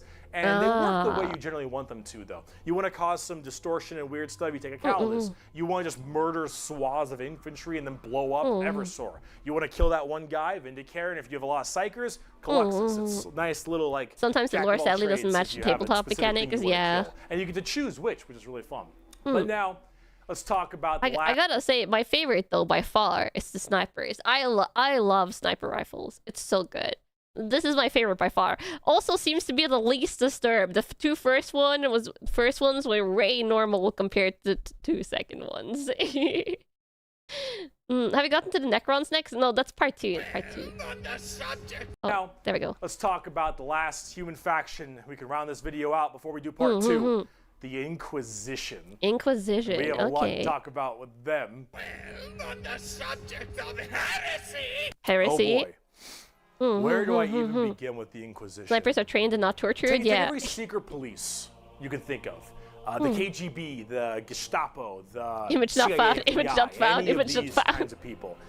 And then mark it up by about 10 and give them the most power in the entire Imperium. Even you know more. what? How about this? This right here. It's not. Does he mean more than the custodians then? Just a quote. This is the imperial motto. The motto of the Inquisition. Okay, motto. I apologize for my bad pronunciation. Innocentia nihil probat. Innocence proves nothing? Innocence Wow. proves nothing. Oh, political power. The most powerful organization Okay, in the okay. Imperium. The secret police. Their #1 motto is innocence. It's not military power, not necessarily strength, but nothing. authority. The Inquisition goes around like I like the design police, here like detectives, for the girls. to find issues in the Imperium. And they have different ordos depending on which one we're talking about. The Ordo Hereticus, the Ordo Xenos, the Ordo Malleus, for instance, and a whole bunch of other ones. Hereticus is obvious, they deal with heretics. Xenos tries to find alien the heretic threats, and hunters Malleus designs is are super demons. cool, like a they witch all hunter. have different specializations in what they're trying to go for as this Inquisitor. And that's what they're called, Inquisitors. Technically, as an they're above the Inquisitor, law. has their own The free Space reign Marines to and do Custodians as are not they really wish. bound by the They law may in have the a same way ship that and a normal human crew, is. And they go out to find problems and interrogate people a lot. Oh, a lot of They are interrogation. above the law in every department over Space Marines. Pretty much everyone Now, will the Space follow their Marines orders. might argue against them and stuff, and there might be a lot of blowback, but technically they are above them. They're getting a Rogue Traeger Inquisitors. like game this They year. are looking It will have to heavy focus on investigate investigations and figure detective out like gameplay. coups and cults and demonic that's incursions cool. and possible Xenos issues like gene stealers or a new threat coming into an area. They're about learning that stuff and actually doing detective work. And memes aside, I do they're like pretty the good at detective it. work. The Inquisition having all of this power does make them a little bit power hungry and frantic sometimes. And yes, it is still a bad thing, but most of them are pretty good at their job. They spend a lot of time being very diligent to make sure that all of these leads they follow are proper and correct. They're basically space detectives. A smart with just Inquisitor doesn't enormous push it with the power Marines, mind and you. sometimes a bit Yeah, I of a would power assume so. complex. And we haven't even talked about Exterminatus yet. Exterminatus.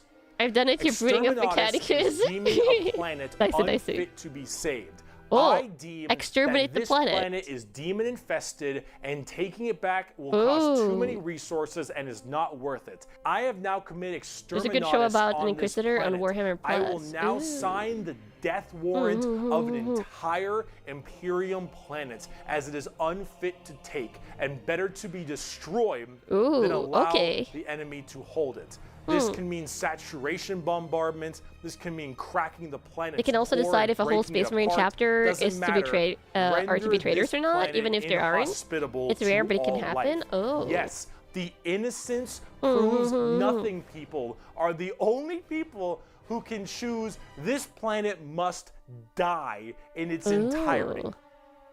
Interesting. Yeah, you're playing the villain. Now it is memed a lot. I mean, but most Inquisitors everyone is are evil, is what very I've gathered rare to do anyway. Exterminatus. Exterminatus is a very crazy thing. There's only so many worlds that you don't want to destroy all of them. And naturally, with the memes aside, there are some people Inquisitors who are are not a the little only bit people who can rough on this invoke one. Exterminatus. Oh, okay. But most Inquisitors generally don't like to do Exterminatus a ton, but it is an option they have. And it's a crazy option when you think about it. It takes years, Secret decades to police solve cases Inquisition sometimes. It's are all about protecting unfortunately the not Imperium, thinking very represented on long the term. tabletop very much. I do like You that. generally kind of put one in your army if you feel like it. You have a couple special options there and some side content, but they're not really fleshed out very well, and personally they need a lot more stuff put in there. They really need a lot more effort put into them, and they're not quite where I want them to be. Overall, the Inquisition makes for a lot of the best storytelling as well. Oh, I would it's a little bit imagine. hard to Get a little talk bit about mystery big and stuff. Story of a whole bunch of Space Marines killing something, right? It's just a big battle story. It's not as interesting. Having that intrigue and that moral dilemma that an Inquisitor has makes for a lot better media. And honestly, the more people do it, I think it's better, because then it adds a little more humanity to the Warhammer horrible, horrible grim darkness. And wow, we just finished the humans, all right? Oh, yeah, humans. Come back for part 2 when we talk about Chaos and Yes, Xenos. part 2 is like on the side here. We got to talk about the 4 Chaos gods and all the Chaos Yeah, I want to learn Marine about all the legions side factions and the as well. Tau and the Necrons and the Orcs, and oh boy, we got a lot. I'll see you. I mean, I can just queue up this one right away. Entirely understood. There we go. I was skipping through this to see inspirations for things to put in my thumbnail, but I didn't listen to any of it. That was long. This one is equally long. Humans I love more than you thought. I didn't know like all these like the Assassins faction. No idea about that. Obviously, I'd heard about the Space Marines and the Ultramarines because that's what you play in. That's what you play in Space Marine 2, and also like the Death Watch was mentioned there. You guys have told me about the Sisters of Battle before.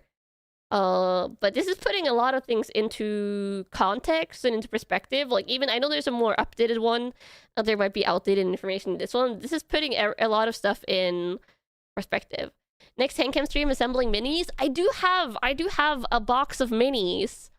But I've told, if you remember me telling you in the past, the minis that I have bought are not Warhammer 40k, because I ordered this like a while back while I was ordering some other anime stuff, and I saw there was like a cheap set of minis that I really like the look of. And it's Warhammer Sigmar. It's the fantasy version, because it was Kratusa's Crone Host, I think it's called.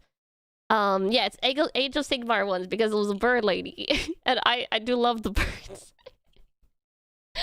Yeah. So it was. I have a Kratusa's Crone Host thingy. You can ask me on Monday though.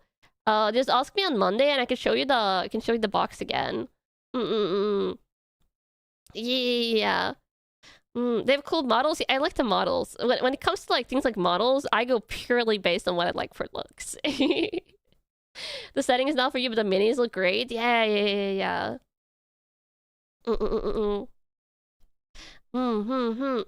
Age of Sigmar is cool models, but the game itself is very meh.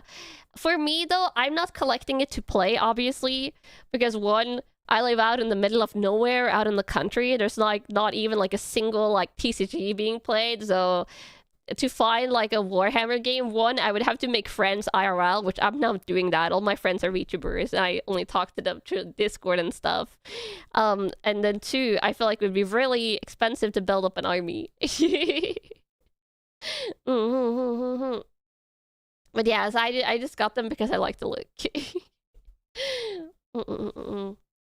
IRL friends, yeah. I'm not going to go outside and spend time making IRL friends. That's not happening. The most I interact with people like nowadays that aren't my family over the phone, because none of them live nearby, is like when I talk to people at the store, when I'm like at the grocery store, or when I was at the glasses store getting my glasses fixed today. I can play Warhammer with a tabletop simulator. Then you wouldn't need to build the figures, though. Yeah, and I don't know if I can paint them yet due to my allergies. If my allergies are more relaxed, I feel like I would attempt it. But currently, my allergies like might hit the paint. Cats hates minis. They kidnapped 2 of your Tau fire warriors, and you never saw them again. That's why every time like I build like a little figure, I open like something like that.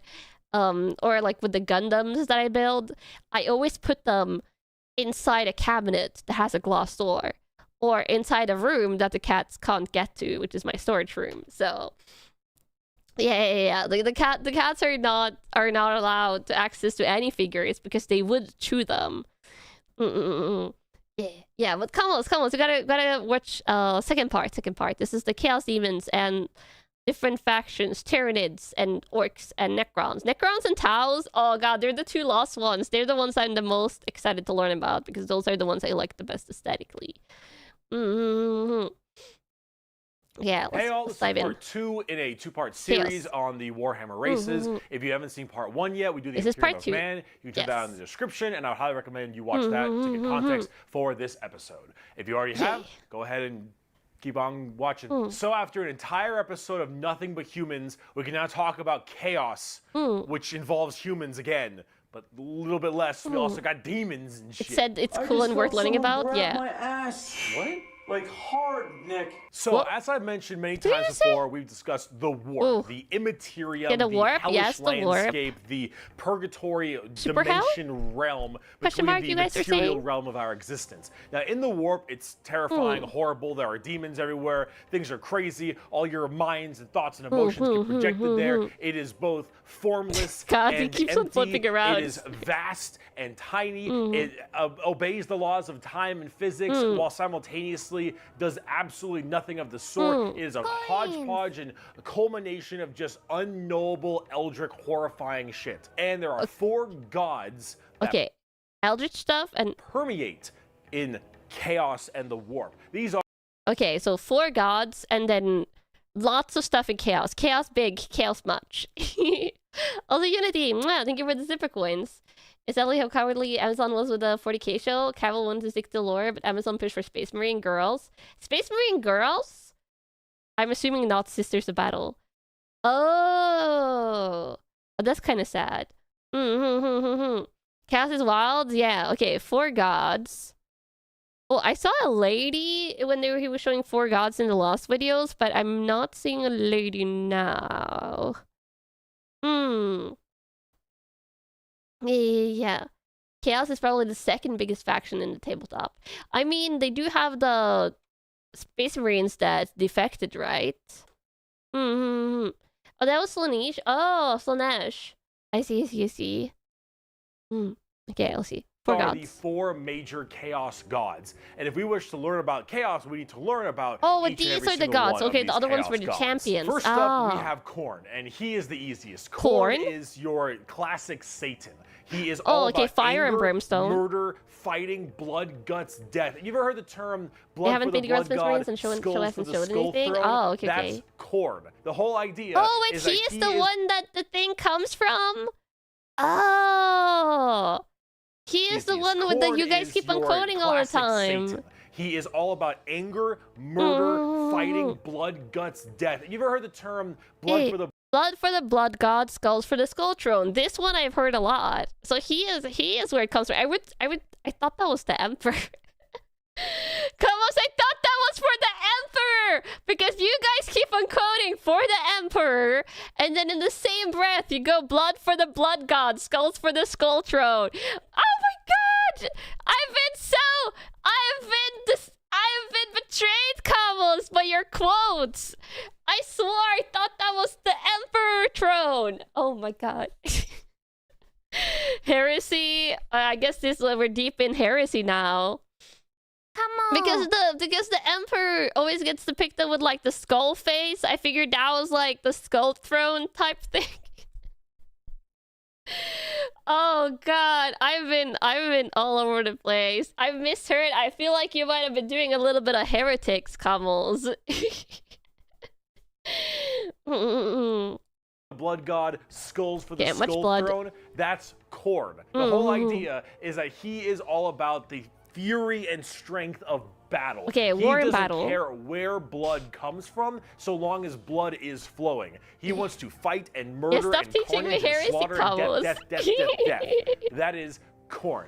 Very simple to understand. Next up, you have Tzeentch, and Tzeentch is the god of change. However, the god of change, it's permeates in so many different other ways. He's the most eldritch of all the demon gods. I do like eldritch He has lore. this weird way to always be plucking at the strings of the universe. He's always conniving and scheming and doing his best to cause as much little bullshit as he can. Tzeentch is unknowable. Everything that makes sense, he will and won't do. Every future and chaos setting god. and every type of destiny or this is the god that Thousand Suns worship. All foretold and also changeable. It is set in stone while also completely random. He knows what everything is going to happen, and also he's like Loki. Yes, like Loki, the trickster god. You would ask Tzeentch a question. Super evil. That question leads to 3 more questions, and those questions lead to the heat death of the universe, which asks 4 answers to those. Wait, oh my god, would he be like the god of cliffhangers then? If like questions lead to questions and stuff, like nothing concludes, it's just schemes upon schemes. Oh god, I don't know if I like him anymore. You kind of no. I like the eldritch aspects. I don't like eternal cliffhangers. It's worse. Oh god. He plays the long game, like a 1 millennia long game. Ah. He's the chaos god of birds, though. Not cliffhangers, though. Oh, So he sometimes sabotages his own plans. I mean, if his thing is like changed and being peculiar, then I guess he's gotta go all and in. Then he thinks to himself, "What are questions even He directed really? the Lost are you even TV asking the show. questions, or are you simply giving paths to answers?" And, I mean, that would check out. Other horse shit. Zeech is just, I'm gonna fuck with stuff. He is yes and he is no. He is the understanding and he is complexity. I like how Bricky is like slowly sliding across the screen and to decide. Very bizarre. And he likes birds a lot. Birds. I don't know why. I do like that. Why don't you know, Bricky? You don't need a reason to like birds. Birds are amazing. They're amazing and everyone should love birds. And he suddenly got like way more cool for liking birds. Yeah. Because I'm a duck and birds are amazing. Next up, we got Papa Nurgle. Papa Nurgle, he loves you for who you are. Probably not. He will murder you just the same. But Papa Nurgle loves is you and about will murder rot, you? pestilence, death, and decay. He is the end of everything. Him and Zeech do not like each other very much because where Zeech represents change and adjustment, Nurgle represents stagnation and death. He is stagnation all about and death miasma and pestilence and large disease. bloat and pus. Nurgle doesn't discriminate. I organs guess everyone can people die just then being or become sedentary sloth. He is the idea that loves everyone everything will equally. rot and decay and die. Nothing is certain besides He's literally the decay most and death. benevolent of the All Chaos of Gods, us technically. will end up the same way and broken down through just sheer, never-ending decomposition. I don't think I like him very much. Nurgle always loves you is generally because of that, because we all end up the same. Yeah, we everyone all dies. I guess that's why he loves everyone. We all die and wither. That's Nurgle, and he's got a general theme of course, pestilence and different kinds of diseases and sickness and things of that nature. That's generally Nurgle. He's pretty easy to understand as well, and he's he chonk. Finally, we have the youngest of the cast. He does remind me. I will say, he does remind me. He chonk. He reminds me of Asmodan from Heroes of the Storm. Which I love Asmodan. But I don't know if I would love Nurgle because the disease and pestilence part is like, ugh. Also, Kohaku, welcome back to the Kamo Squad. You prefer your god of change over Nurgle the bird? Nurgle, the bird god, may just be a raven given power, but Nurgle love is blind and cold. Nurgle does seem pretty cold. Yeah. Singe loves birds so much, he took his favorite one and tossed it into a whirlpool, and it came back with two heads. One head that can only see the past, and one head that can only see the future. Oh, isn't that kind of like the Odin's bird in Nordic lore? It's okay, we can stop here. I haven't gotten to the Necrons and the Tau. Finally, we have the youngest of the Chaos Gods, and that is Slaanesh, also known as the Prince of Pleasure, or the God of Unspeakable Excess. Slaanesh is generally referred to with sex, but it's not only sex, it's just that's a good avenue if you want to make stuff. Slaanesh is just the idea of the senses of the body being cranked to not just 11, but more like 17. See, we'll discuss Slaanesh a little bit more when we talk about the Eldar, because they done fucked up, but it, or whatever, is mainly about just the excess of emotions. Okay, excess of emotions. Sex is generally a large part of it. However, it's also mostly pain and torture. Pain. Lots of pain, torture, but sometimes sexually related or drug related. Lots of drugs. No. Slaanesh gets off on everything. Extremes in happiness, extremes in sadness, extremes in pain and sadism. I think by far my favorite scene. And of course that goes along with the sex part of it as well. It's generally referred and this to person, sex because and Nurgle is like on the bottom, and then like Korv is like in the middle somewhere. Genitalia. A lot of their models have like exposed nipples and stuff. And that is generally the theme you go for from the physical side, but it really embodies everything. Mainly pain and also the excessive amounts of emotion. So when it comes down to it, you'll find a lot of them have things like spikes or whips or any kind of BDSM style gear, because it is unspeakable excess, the prince Yeah, of the pleasure, excess. everything in excess to the point where it is just sheer frightening. That is Slanesh in Very a nutshell. scary. A little bit bizarre and a little hard to describe sometimes, but as we talk more about the Dark Eldar layer in this video, you'll understand it far, far better and far more than you'd want to. Now, you might be thinking, why would anyone ever want to join Yeah, Chaos? good all question. Look horrifying, I mean, it screwed seems up, like and just birds, frightening so things, it's right? kind of cool. Well, the thing is that, of course, one, your mind is put into the warp and the materium, so you can be easily swayed by chaos demons when you get into your so they head, seduce especially you. if you're a psyker. Sometimes regiments of the less mentally strong people, whether they be civilians or, say, low-level guardsmen or conscripts, can be easily swayed by this and become chaos cultists and stuff, and they serve their dark gods. The gods also whatever represent god good they things? personally prefer. However, and this might seem strange, chaos in their own right isn't necessarily evil. Oh, okay. See, the warp is every manifestation of emotion and being, every soul, everything of existence. This includes all the good things. Okay, so good things all as the well. Different chaos gods have another side to their coin. Korn might be. It's kind of like two-faced gods kind of deal. Like, you have the good side and the bad side, but I guess in this case, because Warhammer 40k, the bad side is the primary focus a lot of the time. Like because of the inherent setting of the universe. There are aspects of emotion, yeah. You only get the bad side, yeah.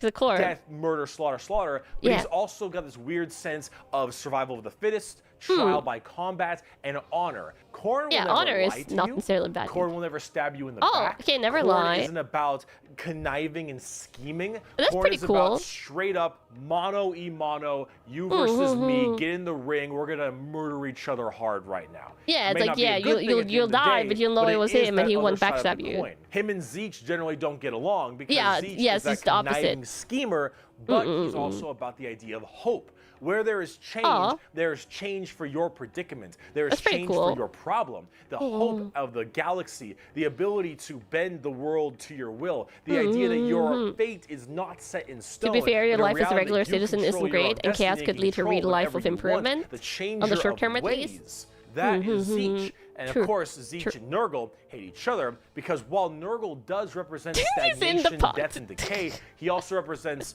finality and ending. Finality? The fact that you can be mentally finality. at peace, knowing that you will end. I don't know, and how you will end. that's fear still of the unknown, still fear of kinda change is not bad. present with Nurgle. With Nurgle, everything will rot and die, and that provides that finality, I don't know about that ability that. that this is over. We are all the same. I don't know and about we will that, all Nurgle. end the same. Nurgle is acceptance. We know the meaning of life. The meaning of life is to live and die and rot. And with that, it brings peace of mind. Slanesh is a lot more simple. Nurgle While aspect they is also are the reborn. excess of That's pretty emotion, cool. they are also the representation of emotion. Okay, Slanesh emotions. I mean, embodies emotions are happiness. nice. Slanesh embodies excitement and joy and pleasure, not only in the sense of That's the good physical, emotions. you know, bam style of pleasure, Sir, but you also didn't need to everything do that. else, like food and drink. Yeah, like good and food. Air on your cheek, The joy of and opening a sunlight, the TCG card feeling, pack. emotion and feeling. Or building a All of gunpla. that is also represented with Slanesh. So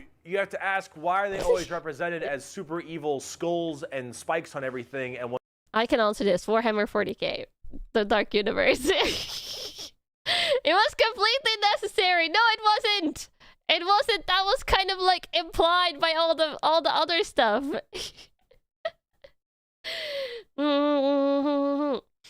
And there's a story of an orc war boss taking his log into a warp and landing on one of Crone's planets to have the biggest and best fight of their life. Crone was so impressed, he resurrects them to fight forever. And the orcs think they found Orc Heaven. Wow, Orc Heaven. That's hilarious. Also, Evias, thank you for the zipper coins. Arigato. Crone actually does not care much about honor. He doesn't care about the source of blood. He cares about the source of skulls. He wants warriors. Nurgle is also Spear and Slaying's obsession. I mean, that kind of is implied. I feel like he cares about honor in the sense of fighting, is what I'm getting. Yeah. want to murder everybody. I don't really got an answer for you on that one. My assumption is that because Mentally, humans may think worse thoughts, even if we don't act on them, and therefore they're projected in the warp more. That one's a little bit weird. I don't know. This is me spitballing right now, but I don't know. You need a This is like university, learning about cool things, but at the same time getting trauma from cursed knowledge. So you got Truly. demons. Honestly, who cares? Oh wait, wasn't this the guy that was before? He was like, I don't know. You need a super bad guy. You already got the. He was like, especially this guy about something. Was that Faith or whatever? What was he was talking about when the image of this guy flashed on screen? Imperium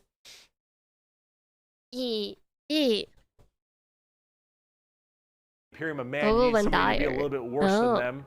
So you got demons. Honestly, who cares? I just want to buy like a bird magician. Look at him. Ah, he does look really cool. I'm assuming this is like Teench. Oh, is this the Teench two-headed bird you guys are talking about? Or it's another two-headed bird? He looks really cool though. So cool. So combining all this together on the tabletop, Chaos Demons are generally very melee based. They run in, go really hard. You have also summoning and conjuring, tons of spells. Generally a little bit frail, but they have special saves to make them a little bit stronger. You've got giant demons and smaller demons. You got hordes of little boys and tons of big guys. Demons are as they seem. I feel like okay, come on. So I'm going to make some guesses here. I feel like after learning this, they're very melee based. They run in, go really hard. You have lots of summoning and conjuring, tons of spells. Show me the singular Generally pictures. A little bit frail, but they have special saves to make them a little bit stronger. You've got. I'm going to guess this is Nurgle. I mean, this has to be Nurgle stuff. Nurgle. Giant demons and small. Probably also Nurgle. I see like disease stuff. Demons. You got more Nurgle would be my guess. Hordes of little boys and tons. This I would guess would be Crone. Fire, brimstone, kind of war looking. Tons of big guys. Demons are. And these guys, Nurgle as well. Color, yeah, it seems like it's like they're like color thematic coded. Nurgle is slow. Khorne is. Yeah, this is Khorne. Super scary in melee. You've got Zeech, who are far it seems more like more blue stuff. Spell casting, and then Slanesh, who is all melee, really more like really purpley, fast, but squishy, pinky but stuff. In lots of hordes of tons of melee and pain. Not Crone, Khorne. Oh, Khorne. So Khorne. overall, the demons are a huge part of 40k and a massive threat to almost every single faction, with the exception of a couple. However, the big part about demons is also transferred into the other 9 Primarchs we didn't talk about, which are the Chaos Space Marines. Yeah, the evil Primarchs, or like the eviler Primarchs.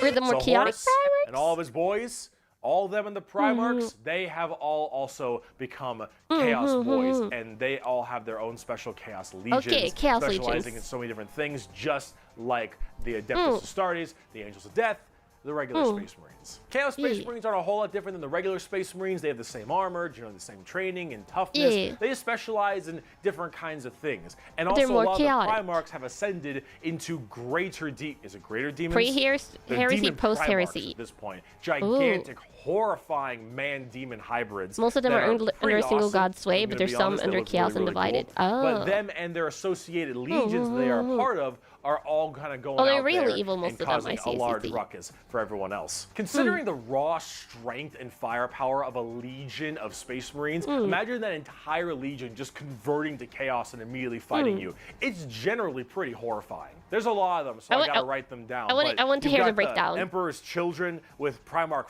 Fulgrim, loyal to Slanesh. These people, they are some messed up people. Oh, I can imagine. Sensory overload, tons of drugs, tons of torture. Oh, okay, yeah, no. And I think Fulgrim is a demon Primarch right now, and oh god, I am terrified to see what that man looks like. At least on the tabletop, because Emperor's Children are not good people. You've got the Iron Warriors, which are kind of like opposite of the Imperial Fists, with Primarch Perturabo. If I beat Tyrus and Lilith Speakers and Lost Guys. They just kind of serve chaos in a general aspect instead of so these are Chaos Undivided, you guys are saying. The Iron Warriors are big on the siege and fortification, and they're basically entirely against the Imperial Fists and are a major rival. Perturabo, I believe, is okay. So they seem like more normal, evil. Yeah. Also still alive, and I'm also very interested to see what he looks like, because Demon Primarchs are badass. You've got the Night Lords with Primarch Conrad Kurz. Night Lord? Conrad Kurz is dead. Quote-unquote normal. He's a sick fuck. But the Night Lords are generally about terrorizing people and terrorism. They're generally about messed fear up? and rightly so. You've got the World Eaters with they hate Primarch everyone. Angron, still alive. Also excited to see. Angron if you think you've known an angry person, Angron is the angriest son of a bitch really you will ever know. anger issues guy. Angron removed parts of his brain that didn't make him angry, so Whoa, he on could purpose? be angrier. Angron. Angron. Oh, he says angry in his name. With Primarch Mortarion. They actually have their own special codex and their own major army on tabletop. Mortarion himself is actually one of the models, and look at him. Ooh, that's a cool looking model. It's so cool looking. Oh, not on purpose? Of course, Oh, it was not on purpose. based, Oh, okay. Obviously. So very slow, but very tanky. Trying to get that. You've got the Word Bearers with Primarch Lorgar.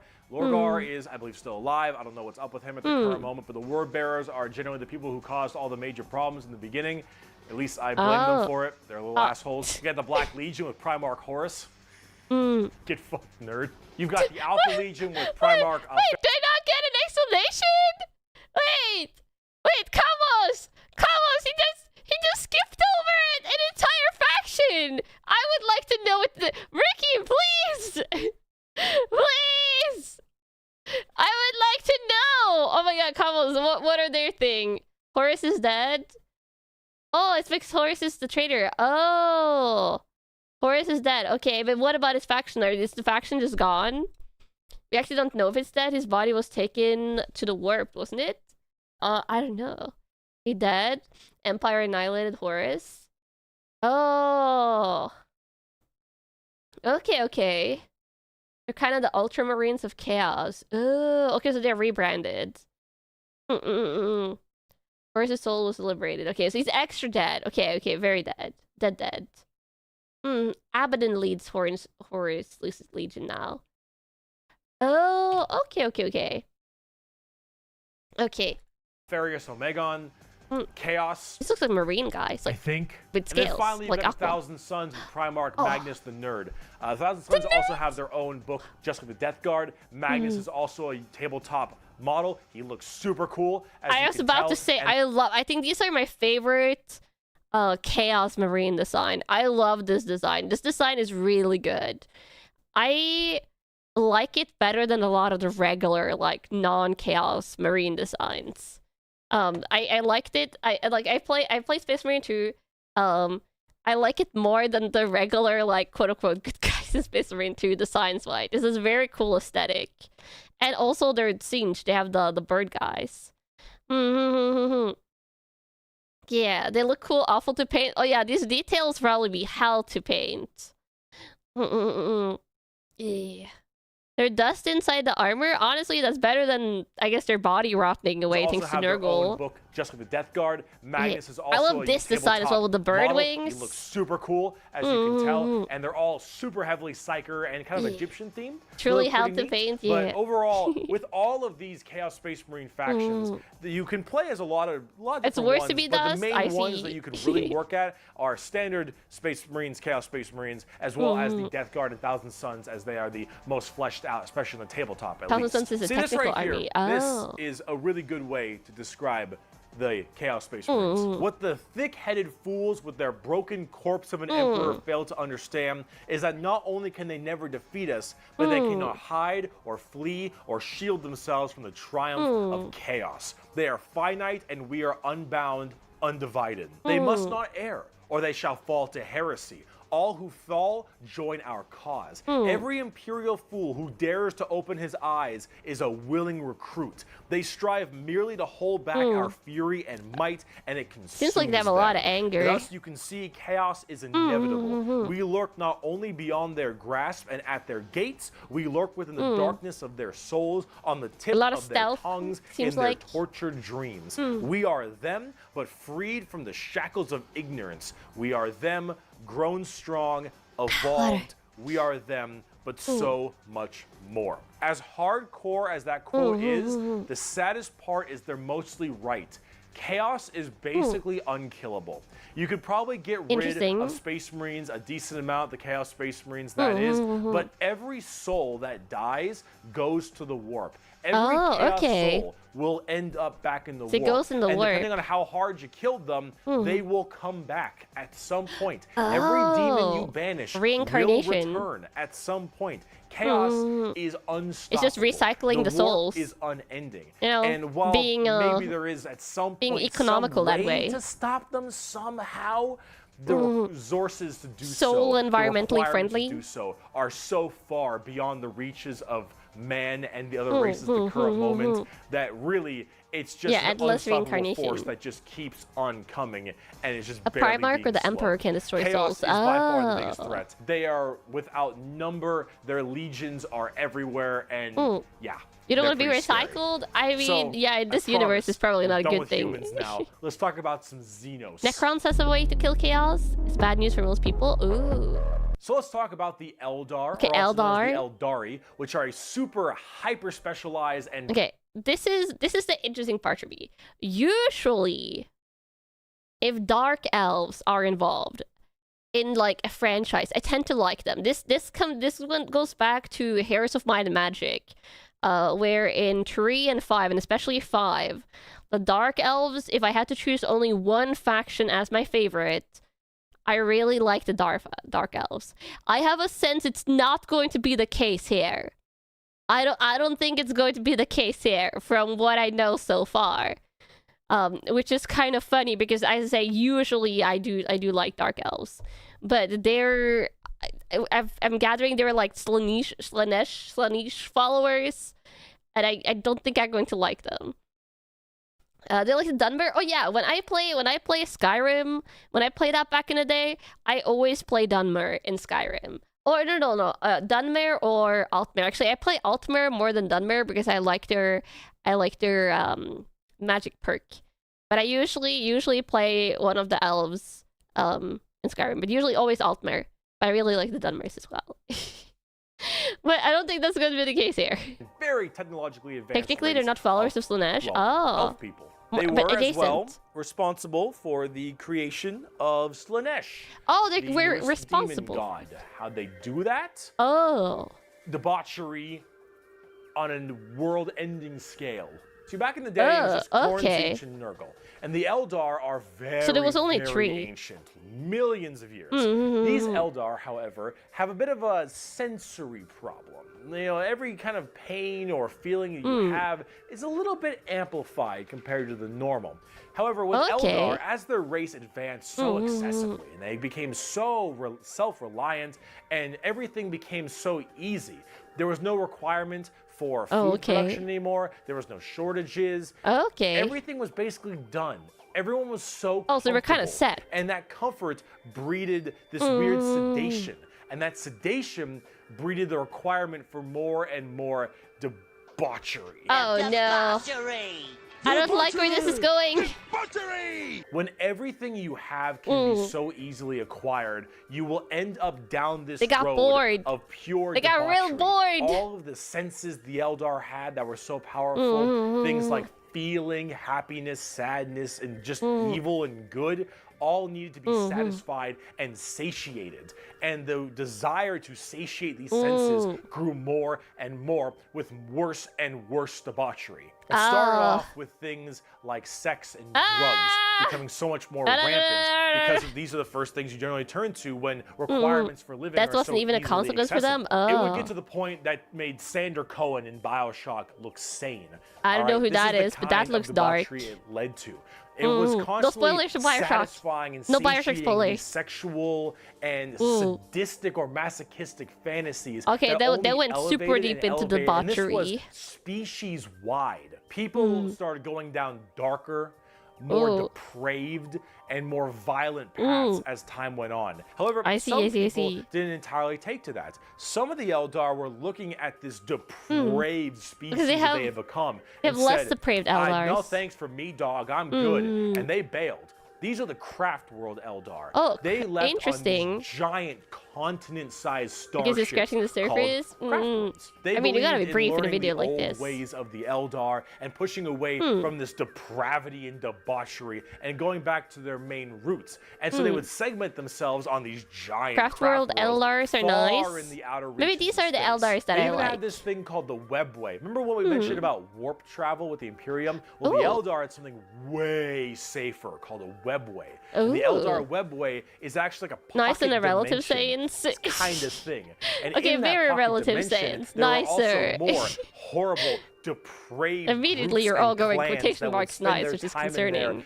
And if you imagine the debauchery was bad already, these were debauchery X10. So all of this continued, and it continued, and it bloated until Slaanesh just burst. Wow, Slaanesh was just like, oh, I'm here now. All that mental thought processes, I suppose. Might like the regular all Eldar, of the this Eldari. in such a condensed space. Don't forget, this is all being shot, all their souls as well, into the warp.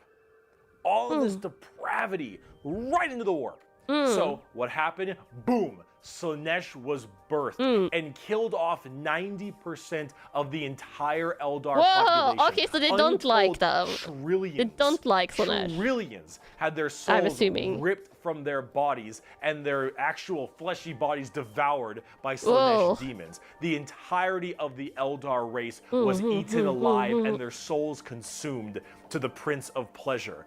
Yeah, fans All though, of them yeah.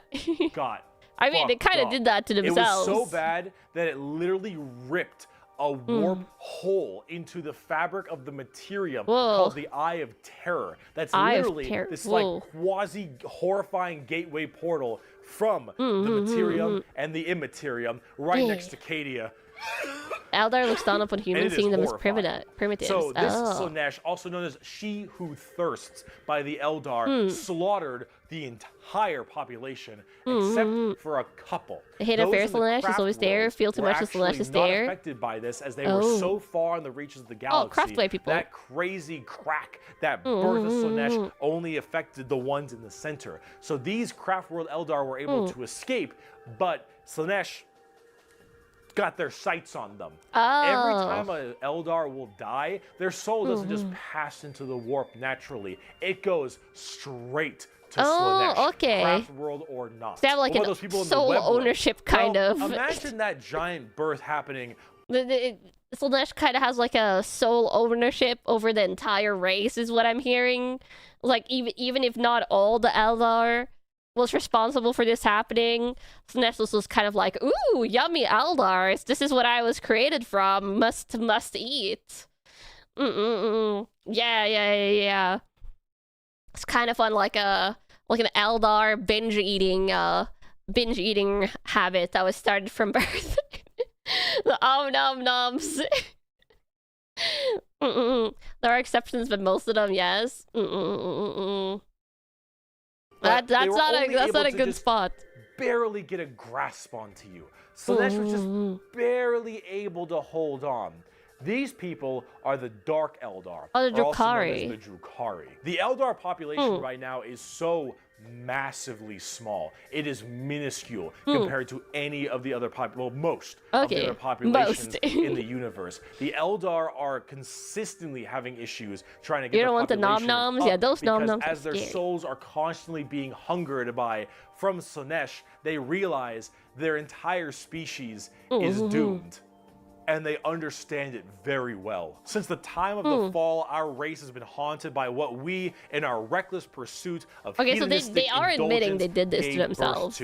Though our dreams once overturned worlds and quenched suns, we are now but fitful shadows clinging to the edge of existence. All the stars Dark in the Eldar sky are some of the cannot most wild blot people out in the Warhammer hateful 40k. glare of the red moon's eye. The birthing place of the great enemy pulses with all the malice of a demon that is dreaming, casting its shadow over all we have ever done and all we ever shall. Every twisted strand of fate and casting of the runes leads me to this time, to this place, and it is clear that the final battle awaits me at the ancient Chrome Or at least World, have self-awareness, a conflict the likes of which has not been seen since the Monkai warred amongst themselves and their corpse of a seer fell to his traitorous son, is coming, and all my steps lead towards it, no matter that I walk other paths. I see the stars stained red with the blood of the Monkai, and though their wars do not concern me, I would gladly let them destroy one another. I know that to avoid this fight is to condemn my race to inevitable doom, and though all I see is darkness,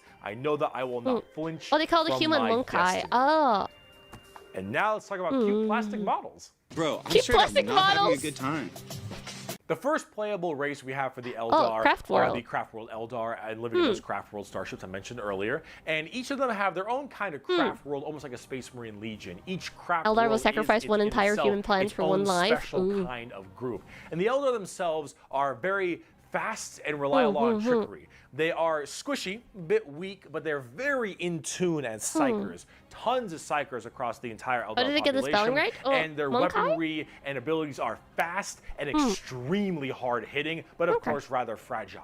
Understanding I don't know if I'm Eldar's pronouncing it brain correctly. I hope is so. an exercise in futility. They are all over the place in confusion and trickery on Monkey? a whole galactic Monkey. scale. Monkey. They fight weird, they think weirder, and guess Eldar it's in monkey. their own right Monkey. really rely on this to keep their species alive. They need to think about deception and the strangeness of what they do if they truly want to not be immediately murdered and slaughtered wholesale thanks to their entirely small population. However, I must say that it seems like their population is getting slightly better. These craft worlds hold millions upon millions of people. And as they continually, you know, reproduce and have their craft worlds expand, losing a few people in battle Pronouncing it correctly, but not charged with hatred. Losing what's extremely precious to them. It's not like every single death means the death of their species. It seems like they're kind of on the upturn a little bit. They're still a doomed race being sucked into Slanesh every time someone dies, but they are definitely doing a little bit better than they were before. They Eldar try are not to fast, immediately be killed. cunning, and what they don't make up for in tankiness, they make up for in extremely advanced weaponry.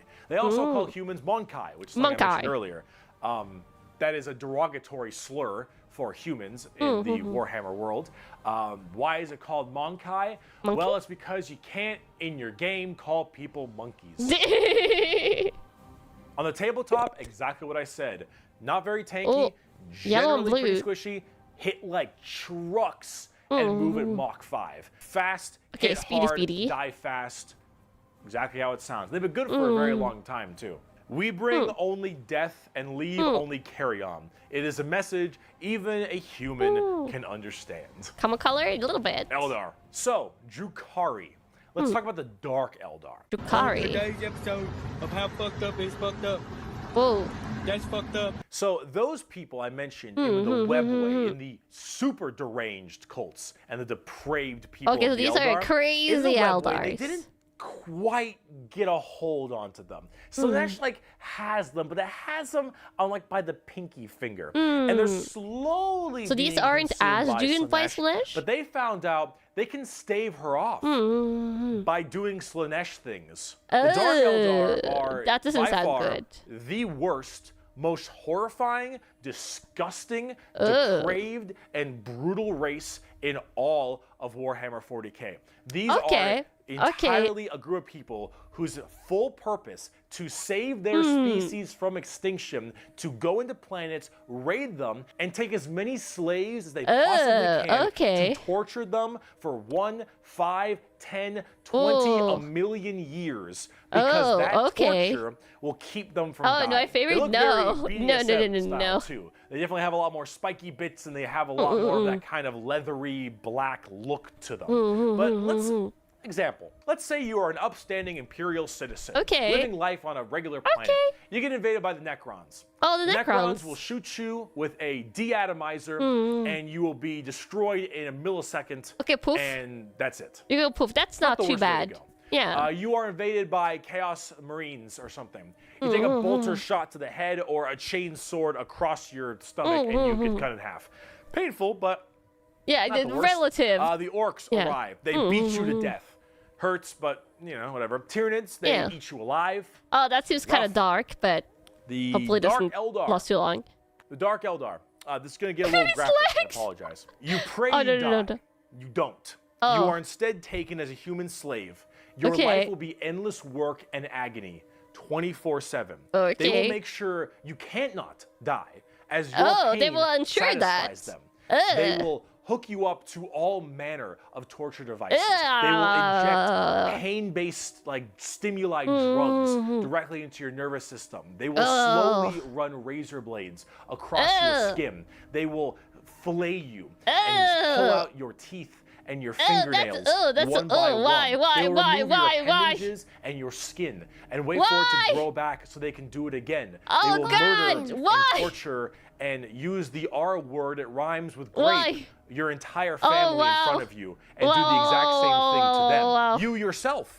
No. And this will occur for 20 years Bring the until you are Necrons no longer back! satisfying to them. Bring back the you will be Necrons, contorted, please! crushed, Please! and twisted Necrons! into some form of Necrons! trophy. A fleshy trophy, Oh my God! or a ring, or a couch, or a couch! TV stand, or perhaps a wonderful hat, while you are, of course, still alive and breathing. No, and Necrons. you will become a moaning, I have a heavy preference for trophy. That's my Necrons. For eternity. And that is what happens when you are taken by the Dark Eldar. They are the most depraved, most horrifying for sure. race in all of 40k. Look the part, I don't listen anymore. That's why I'm talking really loudly, so you don't have to hear about them. Because if they don't, Slaaneish's grip will get harder, and they will have their souls pulled. Okay, away. so they found this is their loophole, basically, is what I'm seeing. Also, internet, thank you for the super coins. The party like a Camargue party. That sounds dark. But yeah, basically this is like their loophole from Slaanesh is what I'm seeing. I don't know how this is their loophole, but it's their loophole. Yeah. It's actually very sad because they're not born evil. Are they not born evil? Are you sure? They love doing it. Keeping them alive is a bonus. I'm getting mixed messages from you, Camels, but yeah, they seem very evil. They have humans for thousands of years that they've kept alive. I guess you get like semi-immortality, but Camargue is the dark city of the Drukhari. Oh, okay, it's a city. You get immortality, but it's the immortality of suffering. They must learn to love it. Oh, okay. Also, I was talking over some of this explanation because it was really graphic. So they have to love it. Oh, okay. Just like, you're doing good, man. You're doing solid. You keep that shit up, you elf-eared bastards. That's the Dark Eldar. That's the Drukhari. Okay, so I guess they're horrible. On in tabletop, their they're actually kind of like Eldar, but more extreme. Okay, they are more even extreme. Squishier than the Eldar. But the design of their units are pretty cool, though. Fast attacks, skirmishers, really quick, speedy, like get around them, do a lot of damage, get away kind of stuff. That's most of the Dark Eldar. Look up the definition of grim dark in a dictionary. You'll find a picture of the Dark Eldar. And Sev from Public Commando. A quote from Mr. Vecht. We are the lords of despair. No doubt, their aesthetic is pretty cool. Yeah, super cool aesthetic. Our meat and wine, and they are plentiful indeed. Dark Eldar. Talk about the Harlequins. Harlequins? Clowns? There's a clown faction?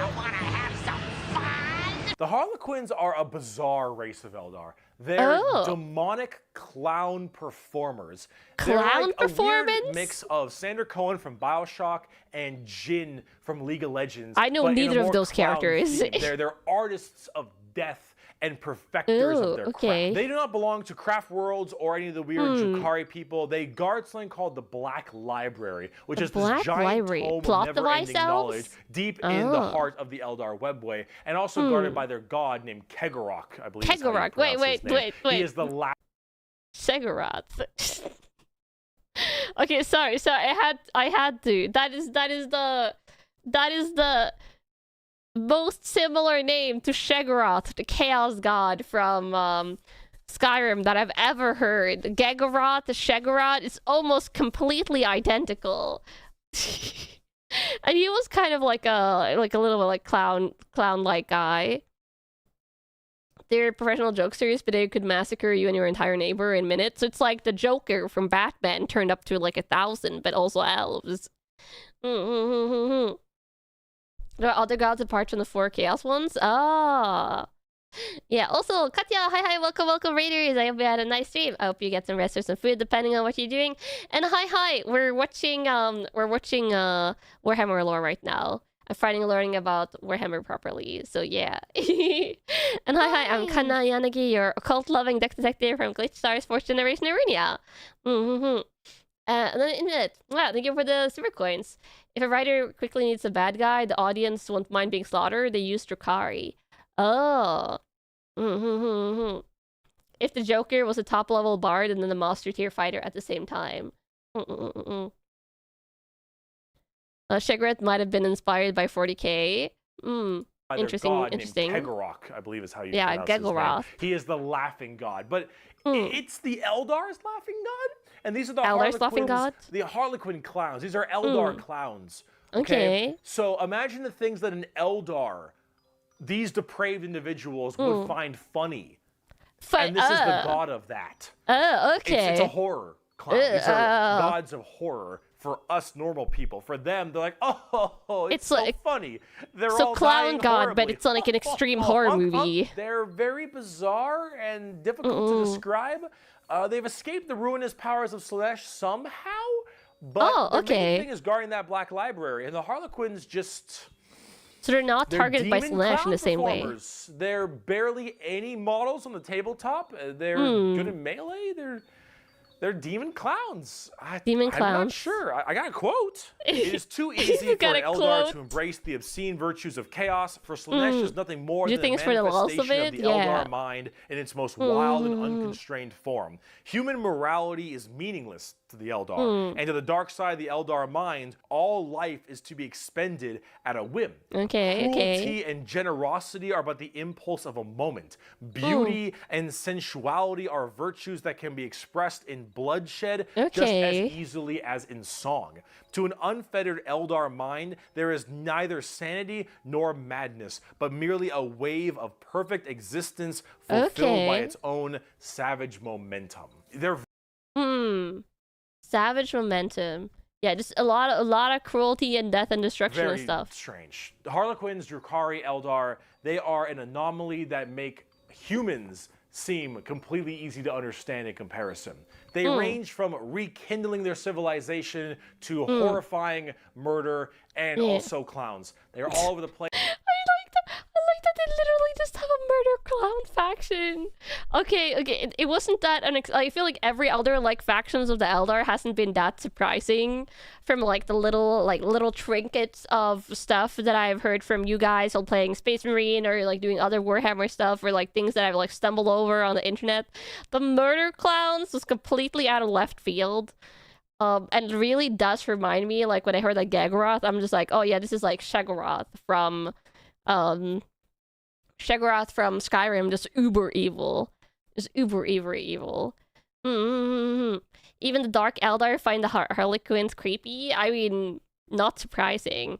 Though the Drukhari are extremely disturbed. Was more horrific than clowns? I actually did not have a fear of clowns.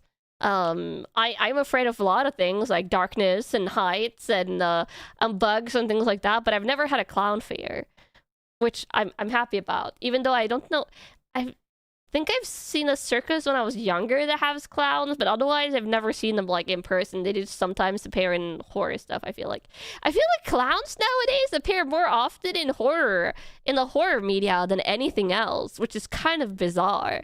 That's become kind of like a more of like a horror creature than something you see outside of horror nowadays. You have a fear of clowns and dolls and puppets. I feel like I find like those what do you call them, the ventriloquism puppets, I find those scarier than clowns. Yeah. Harlequins tend to work with humans the most out of all Eldars. I mean, if they have like the protect library kind of motivation, then I'm assuming their motivations aren't necessarily hunting down humans all the time, but I don't know because I don't know in-depth lore. Feels like normal clowns aren't a thing anymore. Yeah, I feel like outside of circuses or maybe occasionally like comedy shows or comedy movies, I never see clowns around. It was kind of like taken over by the horror genre, and now I mostly see it in that context, which I guess this would also count as like a horror context in a sense. Harlequins are the Eldars' history keepers, but they retell it in an interpretive dance. So no Eldars knows their history. I guess the Harlequins knows the history. They're the most random elders. Yeah. Place, but honestly, But yeah. they represent quite well. Much and random, are rather much evil. interesting, especially with the whole Slanesh murdering everyone bit. So, yeah, Eldar. Now, Yeah. Also, they're doomed. bugs. Mom, they following me, Mom. Oh, the Tyranids. Yes.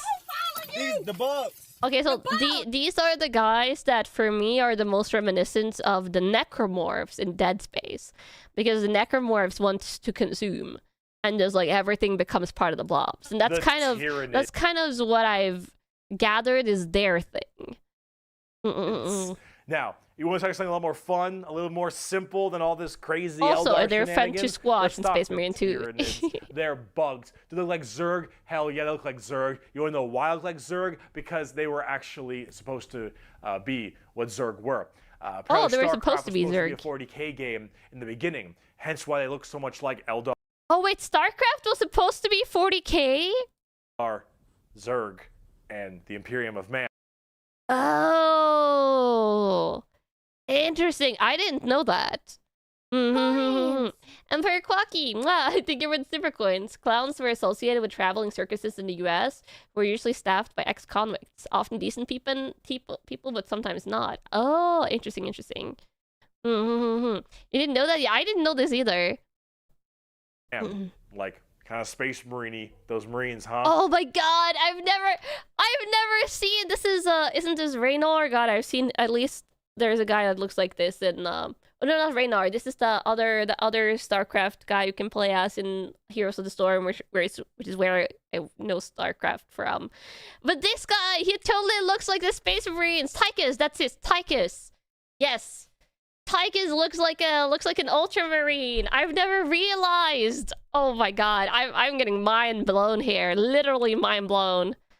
They look a little bit Space Marine. Yeah, and then Raynor kind of looks like some other factions of Space you really Marines. Fucked up on that one, Games Workshop, didn't you? Tyranids are a giant infestation of unfathomable proportions. Like the licensing dispute is online now. Bio-advanced hive mind organisms. Hive mind, yes, are basically all about absorbing as much biomass as they possibly can. Yeah, literally like to the same as the evolve and necromorphs in Dead mutate, to Space. be extremely potent and powerful and kill and eat anything in their path. They are probably the least more aggressive evil looking faction in all of 40k. Least because evil? all they want to do is eat shit. True, they want to I guess. the entire galaxy. Yeah, om they don't torture and stuff. Food. Also, this Tyranid hive mind has a presence in the warp. In fact, Tyranids in their own right have a massive presence in the warp. They have a thing called the shadow in the warp. The shadow in the warp? When they are coming in to invade a planet, they have this weird ability to kind of cut off the warp on all the psychers on that planet. And how do you get help across the stars? Well, you need the warp because you need that for interstellar travel. Yeah. Like you need the warp for stuff. So I guess they can kind of like psychically isolate whatever they're targeting. It seems like in lore they're unstoppable. Ooh. So with people unable to call for help from the Tyranids, these are just easy pickings. And an entire giant Tyranid hive fleet comes out of orbit and just will massacre, absorbing all that biomass. That does seem kind of unstoppable. All of their other can't even communicate. Into even more advanced monsters. They come in so many varieties too, all based on. In Darktide Symphony, talk about a shadow above the planet you play on, implying they're coming. Ooh, dark. Blocking the warp blocks travel and communication. Oh. Tyranids are biological alive and necromorphs are dead. I mean, other than the alive-dead aspects, these function similarly to the Dead Space necromorphs, which makes it easier for me to understand how they work because I've played Dead Space. On what is important. Tiny little ripper swarms. And seems very instinctually driven. Little dudes eat people up, to the Hormagons, Termagants, and Gene Stealers, all the way to the Hive Guard and the Exocrines and the Swarm Lord, to Hive Tyrants and their giant battle fleets, and scary even something as crazy as the Hierophant Bio-Titan. The Tyranids come in all forms and sizes depending on what they require. They are extremely good at anti-biological weaponry. There is no way you can plague them or blight them. They have extremely strong armor, carapaces and such. Tyranids are nigh perfect organisms and are pretty. I will say they're kind of like bug bug, almost like fleshy war designs of their aesthetic is pretty cool looking. It is a pretty cool aesthetic. It is just not for me. If I was going to play and like make my own like physical Warhammer army, I would not play Tyranids. But they do have a cool, like, it's cool fighting against them. I feel like it's very satisfying fighting against them because it feels like you're fighting a significant force. It feels like you feel accomplished when you defeat them. It's not like oh, I squished a little bug guy. It feels like you're doing something significant. Spooky. Did you kind of dullest faction to play as? I mean, I guess that's depending on keep feeding preferred them, playstyle. keep evolving. They keep on creating new horrifying organisms to spread across the galaxy. And you know what the most terrifying part of the Tyranids is? We might be surrounded. There have been around 6 or 7 Tyranid hive fleets. Behemoth, Kronos, all these different kinds of hive fleets. And they've all arrived in the galaxy from different points. Different sections of the Milky Way galaxy not nice. have had different Tyranids come through. That's disturbing. And that is horrifying. Yeah. Because as far as we know, we could just be surrounded on all sides. Oh, wonderful, by Tyranids. yeah. The only reason How many you may not hive hear a fleets? whole lot A about lot? Tyranids is because it's a little bit hard to have a bunch of story off of one hive mind genocidal monsters. Yeah. All these giant No bugs idea how many are actually swarming out there. killing and eating everybody. Yeah, and I guess if they're all instinctual driven, like all like less talking, more eating, do they even talk? Like, are there Tyranids that talk? Because if they're not doing an evil monologue, like other factions that are fighting each other might do, then how are you going to get a scale, like sense of scale for your enemy? Okay, they don't talk, yeah. Then you're not going to get evil how do you say that word? Exposition. Yeah, you're not going to get evil exposition dialogue. So how would you know? A sub-faction does talk, but they're not Tyranids directly. The Gene Stealers are the closest you get to talking to Tyranids. The Gene Stealers tell you that the Star Children are coming. Oh, okay. Their hive mind where the stronger units are like nodes that control the smaller ones. Yeah. It's weird? Okay, it's weird. They don't speak, but they can communicate. But like you're not getting long-winded evil monologues before battle or stuff. Like you're not going to get exposition, I'm guessing, in the sense that other evil things would plan says, so you're kind of in the unknown. Yeah. Hive fleets break up and rejoin all the time, so it's hard to tell how many fleets there are. It's all human classification based on the differences of appearances and tactics. Oh, an ultramarine library was able to communicate with the hive mind. Interesting. But yeah, they're not going to be stopping and chatting with you. Yeah, you can just get like you can make guesstimates maybe, but.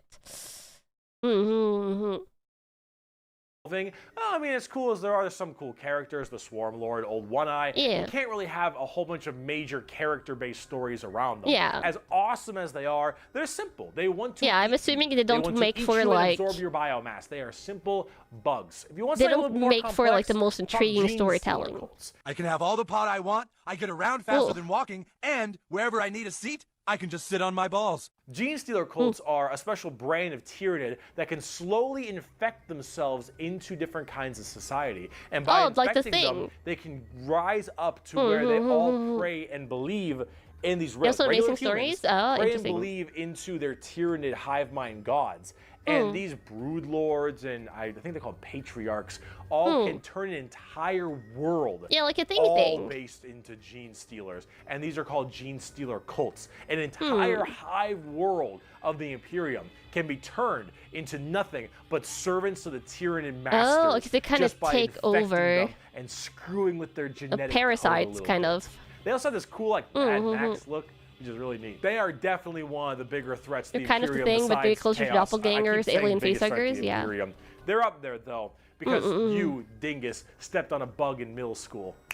asshole. Wow. There is a cancer eating at the Imperium. With each decade, it advances deeper, leaving drained, dead worlds in its wake. This horror, this abomination, power of a single has gene thought stealer and landing on purpose a that planet. functions on an unimaginable galactic scale. And all we can do is to try to stop the swarms of bioengineered monsters it unleashes upon us by instinct. We have given the horror a name to salvage our fears. We call it the Yeah, so the Tyranids aren't even calling themselves the Tyranids. It's the humans calling them that. Nothing but prey. Tyranids. They're cool. But They like the Omnumnums. Every screen's gone red. Oh, these are the red guys. Super fast. The guys that like red. Orcs. I fucking love orcs. So, yes, the green monsters, the green tide, the green skins. These orcs, they are in fact a race. Did you mention the Shadow and the Warp? 40K. Yes. The orcs are as exactly what you expect them. They have archaic weapons, they're big boys, they have axes, and they have got big old teeth, and they want to kill everything, and there are so many of them. The only there's a lot of reason they them? haven't taken over the entire galaxy is they can't stop murdering each other. Oh, Orcs are so okay. cool. Orcs don't have philosophy. Orcs don't have existential crisis. They're just having What matters fun? is Yeah, I who's guess the so. biggest orc. You listen to that guy because he the biggest orc. He big orc. Big orc knows best. You win through the power of imagination.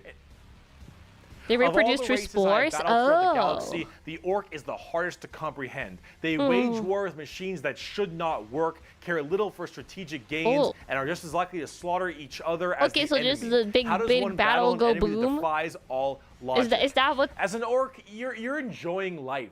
Are they just like big things go boom? Let's make things go boom. Everything fights. Listen to big guy.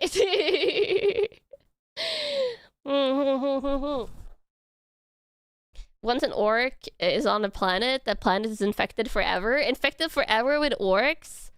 Oh, so they're fungi. Fighting is fun? Oh, okay. Yes to basically everything I just said. Enjoying the life you're given. Your whole life and job and purpose is to get up and beat Literal each other fun to death guys. as you can. And fun the guys biggest that like orc fighting. is the man who understands everything. He is the boss. And orcs have this really weird, like, big, Their currency's dumb, teeth. stereotype That's British insane. accent, which is just hilarious to me. Those are orcs. You fight. You like to fight. Your whole purpose is to fight. You wage war because you want to I guess wage there's war. mushrooms you got your then, boss over there, technically. and you better listen to the boss, because if you don't listen to They're the boss, fighting mushrooms. the boss will squish you. Happiest and make you race in an Warhammer example for the 40K. other orcs. And then you can't fight because orc dead. Yeah, and I guess they just like fighting. Because the orc dead. Orcs. Yeah. They scrap together machines out of parts that don't make any sense, and because they believe, they have the mental imagination that machine will run, it'll run. If that Surely the only machine's out faction of that's gas, thriving? you're driving Yeah, it that seems machine that with way. fellow orcs, and the biggest orc is behind the wheel, and you run out of gas, some orc behind you like, oh, Zog, we're out of gas. And the big orc is like, no, we're not. I filled the fucking gas tank up earlier. And all the other orcs are like, oh yeah, you did do that. And then you turn the fucking mech back on and it works again. Wow. Does it have gas? Probably not. But it works. The power of imagination. They paint things red because it makes them think they goes faster. They paint things purple because it's the sneakiest color. You want to know why? You ever seen a purple orc? Didn't fucking think so. Orcs are also like ancient. I guess they have the power to make things invisible. Time frame. But back then they were called Krorks, and they were much larger and scarier and far more intelligent. Now they're just orcs. And they're big, dumb, and they smack things. But so they got dumber. Spooky. They're not very well armored, but they hit really hard. And it's called the Green Tide because there are so many orcs. There are about as many orcs as there are Tyranids. Maybe They're basically a super weapon that evolved into the most dangerous murdering thing each in other, the so galaxy. Not too bad of an issue. Orcs are entirely comic relief. Their stuff is slapped together. That makes no sense. Their vehicles I like their don't power of work the belief way they're vehicles, supposed to. though. They work because they think it works, because they imagine that it works. Also, they Orcs like humans care because only they about send who is the people biggest to fight orc, and they will them. follow the biggest orc. And then if they want to be the biggest orc, they'll challenge the biggest orc. And then when they go and they were strong enough to when we win a Primarch and win. It's just war in orc. They murder everybody and everything in this giant tide of green orcs who are just excited to be hitting something. They don't care that they're hitting Eldar or the Imperium or Tau or anyone in between. They're just so they get to beat shit up. I like these orcs in the background, just all fighting. On the tabletop, they are a total coin flip, and they're really fun. I have never met a salty orc player. I have never met someone who plays orcs and is ever just a orc bad players guy are just also having to have fun, I guess. Orc players have fun this guys kind of playing fun guys to them because when you play them, you are completely submitting yourself to RNG. So here's the thing. Guardsmen, Imperial Guardsmen, RNG, when the they faction. shoot, they roll a dice, and on a 4 up, they'll hit their target. They have a 50% chance. Okay. Space Marines, pretty good. They hit on a 3 or higher because they're well trained. Adeptus Custodians, they hit on 2s because they're super well trained. Super strong. Orcs, they hit on a 5 or higher. But if they roll a 6, they get to make another shot with anything. From the you must bring a bucket of dice if you play orcs. Rocket launcher. It doesn't matter. Half of their stuff will blow up on a whim. One of their medics, if you roll a 1 to heal someone, you fuck up your surgery and you just kill an orc. They're so wacky and silly. Wow. But the thing is if you roll well, you roll high, and you keep rolling high, you are going to crush. Wait, does that mean you could like roll a 6 and then roll a 6 and then roll, because if you get a 6 you get a new dice? Like, does that tie up, like if you roll 10 6s in a row, you just keep on rolling until you're rolling something that isn't 6? Yes? Oh my god, that's insane. What if you, but people can learn like skill throws, right? Can people that, if someone that like knows how to like skill throw a die, I think it's really, really hard, but I swear I've seen people who like can do that if you, like, it's like super high, but could you do that and then like do that infinitely with 6s? If so, that would be insane. Can't skill throw 80 dice? I guess that's true, but some people are insane. You're not throwing 1 die at a time. Oh, okay, that makes it harder. It would be really hard with those dice. Okay, if it was a normal like D6, like a normal 6 dice. No, I don't mean weighted dice. I think there's people that can actually like, if you just throw 1 die at a time. Okay, you throw 1 dice for each mini. Okay. So if you're moving like 10 guys, you throw 10 dice at a time. Okay, then it wouldn't work. But if you throw like 1 at a time, you could, but then no one would play against you. I guess at that point, people are bringing out an app and be like, press the die on the app on the phone. This is the die you get to use. If someone comes in and like actually knows how to skill throw a die. It's like, you get the digital RNG now. I want to see you skill throw this digital die. If you have 30 boys that shoot twice, you roll a bag of 60 dice at once. Oh, okay. But a bucket of dice is more fun. Okay, back to the video. Rules have changed a lot, but orcs are still fun to play with or against on the tabletop. People. And if you don't, you lose. I mean, that's what you get when you play orcs. That's what happens when you go play big or orcs. go It's home. A coin flip. Which is why you can't be a salty bitch when you play orcs, because things won't go your way. It's just the roll of the dice. You're playing a dice game. But if you're going to have fun and you want to be stupid and you want to be silly, you're going to play some damn orcs. But on the opposite side of the fun part of this, let's talk about the Necrons. Necrons, okay. I want to learn. Please be fun, Necrons. The Because Necrons are spooky, scary skeletons and very grim, such dark. a cool again. aesthetic. They have a much more fleshed out lore than before. Back in the day, they were just undead Egyptian space terminators, and they still look that way, but now they actually have a story. So way back in the day, you had the love Necron Egyptian mythology. Tier. Kind of see a theme here: Eldari, Eldar, Necron tier. Orc, Necron tier. So Necron tier were this race of generally kind of shitty people. Not because they were personally shitty, because their lives were awful. They were ill-fated to a horrible existence of like radiation and a terrible planet they lived radiation on. And would everything explain just really the greed. sucked. Being a Necron tier was just really depressing. They really were looking for immortality. This is why I love the Necrons, okay? Look at this. Look at the artwork and the aesthetic of them just go so hard. They had gigaplanetary scale allergies. You know, I feel that with my everything allergies, you know. That's not Necron, so is this the Necron tears? I don't know. They were extremely reliant Just on their the aesthetic hope is really they would cool. eventually find the key to living forever and to stave off this horrible nature that they were thrust upon them, and therefore they could become the most life dominant race in the expectancies were in the 20s. And they found this group. They're called the Old Ones. Imagine them kind of like Forerunners in Halo or the Xel'Naga in StarCraft, right? Okay. These Old Ones were these strong, pretty much omnipotent beings, and they of course knew the key to immortality. So the Necrons went to them and said, please show us your ways. Okay. And the Old Ones said, piss off. Not really. They were a lot more humble about it. They did not want to share their secret of immortality understandable. with the Necrons. The Necrons of course took this very Monsters of Material Reality. And waged war with them. Kind of under this united banner. The Necron different dynasties didn't really like each other. But under this one man, the Silent King, he thought the best way to unite his race was to do this giant war with the Old Ones out of spite. Okay. For them keeping the secret of immortality. The spite war. I'm liking this already. Doing things out of spite is fun. Yes, I'm not going to lie, Camus. Usually that means that I in video games will do things out of spite when the game tells me to do another thing. But I'm liking the attitude here. The Old Ones didn't do it because they didn't want to interfere with the Necron Tear's existence, but they took that personally.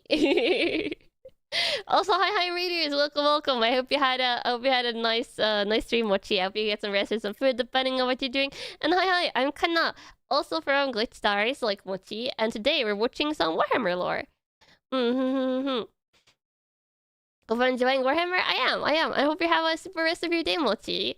Okay, Suzuko. Mortality to them. This was known as the War in Heaven. And War this in is actually Heaven. a multi-stage war. Because during this War in Heaven, they discovered the Star Gods. A whole new race of people known as the Catan, or the Katana. These Star Gods were also very much like Old Ones, almost omnipotent beings. And they too had the key to immortality. And so the Necrons went to them and said, hey, can you help us fight off the Old Ones? Can you help us kill these Old Ones, you, the Catan? And the Catan said yes.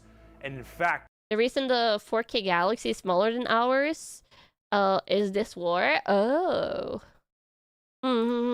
We can help provide you with the immortality you so desperately seek. So the Silent King of the Necrons decided to make a pact with the Catan to allow them to accept this generous gift of immortality upon them. I feel like that's going to be this, of course, double-edged sword. Had been a horrendous trap. Yeah. And the Necrons were dragged in chains to this biotransference where their flesh was stripped from them, replaced with that's why they're skeletons. but a metal hollow shell, as their souls were ripped from their body and fed to the Catan. Yeah, and checks the out. Catan Checks out. fattened up. They got chonk on Chonk. the souls of the Necrons. What As a this was their chonker, plan all along, they consumed the flesh and souls of the Necron tier and turned them all into unwilling robotic slaves just to serve their will. And then with their new-founded Necron army, they pointed their guns at the Old Ones, and the Catan continued their domination of the stars and their genocide. Yeah, I did not read the fine print. Full genocide of these Old Ones. The Old Ones did their best to stave it off. Because They the even Old Ones created were other killed. races, the Eldari and the Orcs, to try to fight off the horrifying created by the Necron Old Ones, army interesting. and the Catan above them. But there was absolutely no possible chance for them. And the Catans are Old purely Ones of the physical were realm. absolutely extinguished across the galaxy. So far, Their half of 40K entire lore is about race eating something. completely True. removed. Full-on 100% genocide. However, during all this, the Catan, so just infatuated with their victory, started fighting each other for fun, my for phone got a little sport, better. and for small differences. Doesn't matter. The Catan, with these overpowered people, they're going to eventually hit each other at some point. And as they began just menially fighting each other, the Eldari and the Orcs actually started pushing on the Catan's border. The fan theory is that the Old Ones are still alive and hanging out with the Dark Angel Space Marines. Oh. Fantary. I see. Orders a little bit, giving them a little bit of a run for their money. And as this continued, this is when the Silent King, who retained his consciousness, decided to leap into action and start a full-scale revolt against the Catan masters. And this revolt was bloody, as the entire Necron army was surged off to destroy. I mean, not literally bloody for the Necrons, right? It doesn't look like they have much blood left. Sorry. I had to say it. Okay. I don't think it doesn't look like the Necrons are shedding any blood anymore. You know, on the the basis of all their skin being gone now, and they're all metallic. Oily or metallic-y, like some metal shavings. I mean, I'm not wrong. Maybe some green sludge or whatever this green stuff is. Destroy these star gods. They were able to, just after suffering horrendous losses, were able to turn the tide of the war. Oh, they did it. They took these Catan and they blasted them. Because as these star gods are unkillable, they were able to break them into thousands of shards and entrap them in giant stasis vaults to now actually be slaves to the Necrons. Oh, because they turn it on its head. The entirety of their old gods enslaved to them, they realized that soon their race was about to be attacked by the overcoming new races, the Eldari and the Orcs. And so what they did is they retreated into giant stasis tombs in order to preserve their energy and their strength. Oh, they stasis themselves? They would be reawakened and they would be able to rule the galaxy. Oh, that's pretty smart. Rightfully theirs. And then that's pretty big brain tactics. I'm kind of liking the Necrons a lot. Like, are they evil? Sure, yes, very evil. But point me to a non-evil faction now at Warhammer 40k. These guys seems pretty big brain. And also, Sue, hi, welcome Raiders. I hope you had a nice stream, Sue. I hope you get some rest and some food.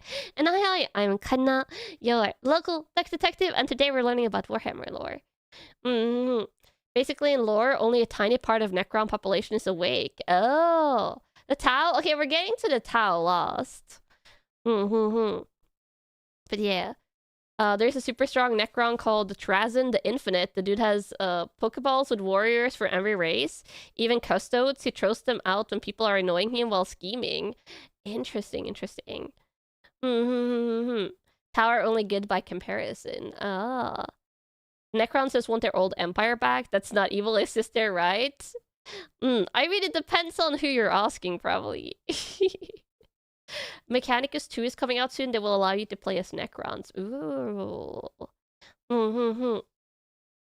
Interesting. In the old lore, this happened shortly after Necrontyr were transformed, followed by the use of Catan shards as super weapons in the War of Heaven. Ooh.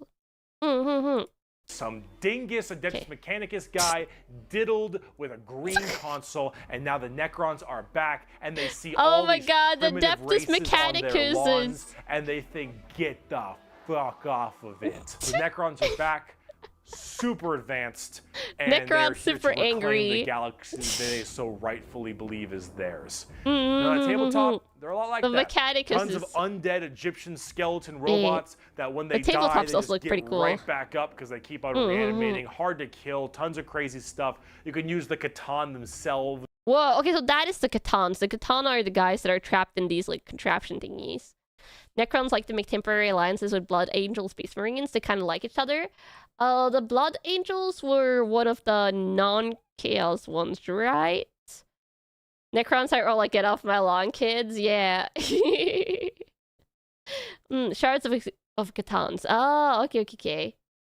Those are the old models. Look even better now. Ooh. Okay, so they're pieces of a Catan, not a complete one. Okay.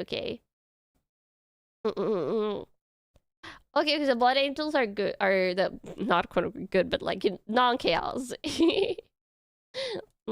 As units to fight with. It's pretty cool. The Necrons are one of the three major events in 40k. The Horus Heresy, the Fall of the Eldar, and the Awakening of the Necrons. The Awakening of the Necrons. Substantial events. And Necrons hate chaos. Okay. pretty dang cool as well. Here's a good quote from a wonderful Dawn of War game. Lucky creatures, as long last you have found the tranquility of death. I was like you once, clinging to life and blind to the truth. When I uncovered the truth, I too shuddered and paled with fear. Deep in these catacombs, I was remade. Loyalist Here, is the word I'm looking for. Okay. Loyalist to the Emperor. Grew like weed. My Lord knew this day would come. He had plans for us all. We would purge this world once more. So come, poor victims of life. We will grant you tranquility in these crypts. Kronos will be a tomb world once more. Okay, so they want to Necrons reclaim, are also remake pretty Tomb smart. Worlds. Trace in the Infinite especially, little dickhead. But speaking of dickheads, last race. Let's talk the Tau. The Tau. Okay, this is the orange guys. The Tau Empire is not entirely understood. However, a long time ago, many thousands of years ago, in the 40K world that is, some Imperial navigation vessels were going around through different areas, and they saw a primitive race, blue people, smack each other with sticks and stones. They thought, nah, dumb Xenos race, who gives a shit, and they bailed. Then this giant warp storm occurred right in that major area, unable to be breached. Then, once that warp storm 6,000 years later subsided, hello, those little sticks. Well, they decided to actually have no war of any kind and all just unite together under one flag. A peaceful race, kind of. And now they have gigantic starships and Gundam robots and lasers and railguns. So they weren't warring with each other, actually, like ruin your day like for the greater good. That is generally the Tau Empire. They have this kind of feeling of this homogenous group. All species can go underneath the banner of the greater good. The greater good is their idea of peaceful the is kind of relative, but and help of all. In fact, they are most likely the most like the Covenant in Halo, where they. Oh, it's like a Halo. I actually don't know anything Halo similar, but I guess that's the closest equivalent then. Not all of Catan were defeated and broken into shards. 3 escaped. 1 is imprisoned by the Emperor on Mars to advance the Mechanicus' technology, which is why they're obsessed with the Necrons. Oh, okay, so some Catans aren't broken up. Interesting. Always go full Gundam? I mean, if you can go full Gundam, why wouldn't you? They're not like the Covenant, not really. That's a really good comparison. The duality of camels. But doesn't really tell me much because I am blind on all Halo lore. And if I want to play it in the future, we can play it together. So no spoilers on that. They do try diplomacy first and put a lot of effort into it. Oh, that's kind of cute. They have the overarching prophets, being the ethereals, who are actually kind of dicks and like to pull at strings a little bit, but then you have all these different races directly underneath them, and they all work together in this big group. They kind of work together, but their leaders are kind of race that tries to spread their weirdly pseudo-religious influence across the galaxy. The alien is not intrinsically evil. Do not hate him. Pity him, his ignorance. Seek to understand his differences and equate him with his inadequacies. Only then will he accept his place in the greater. Okay, so doesn't sound like a good guy kind of thing, but they're like, okay, everyone else is stupid and they should join us. Is kind of what I'm getting from this quote. From what you've seen of Tau lore, the greater good is kind of biggest bits of hypocrisy in the galaxy. Yeah, it seems like they want to be like, okay, everyone else, they should join us. They're stupid. We're going to try and make them see our way. But if they don't want to join us, they do mind control stuff. If they don't want to join us, I'm guessing they're going to bring out the weapons kind of deal. Good.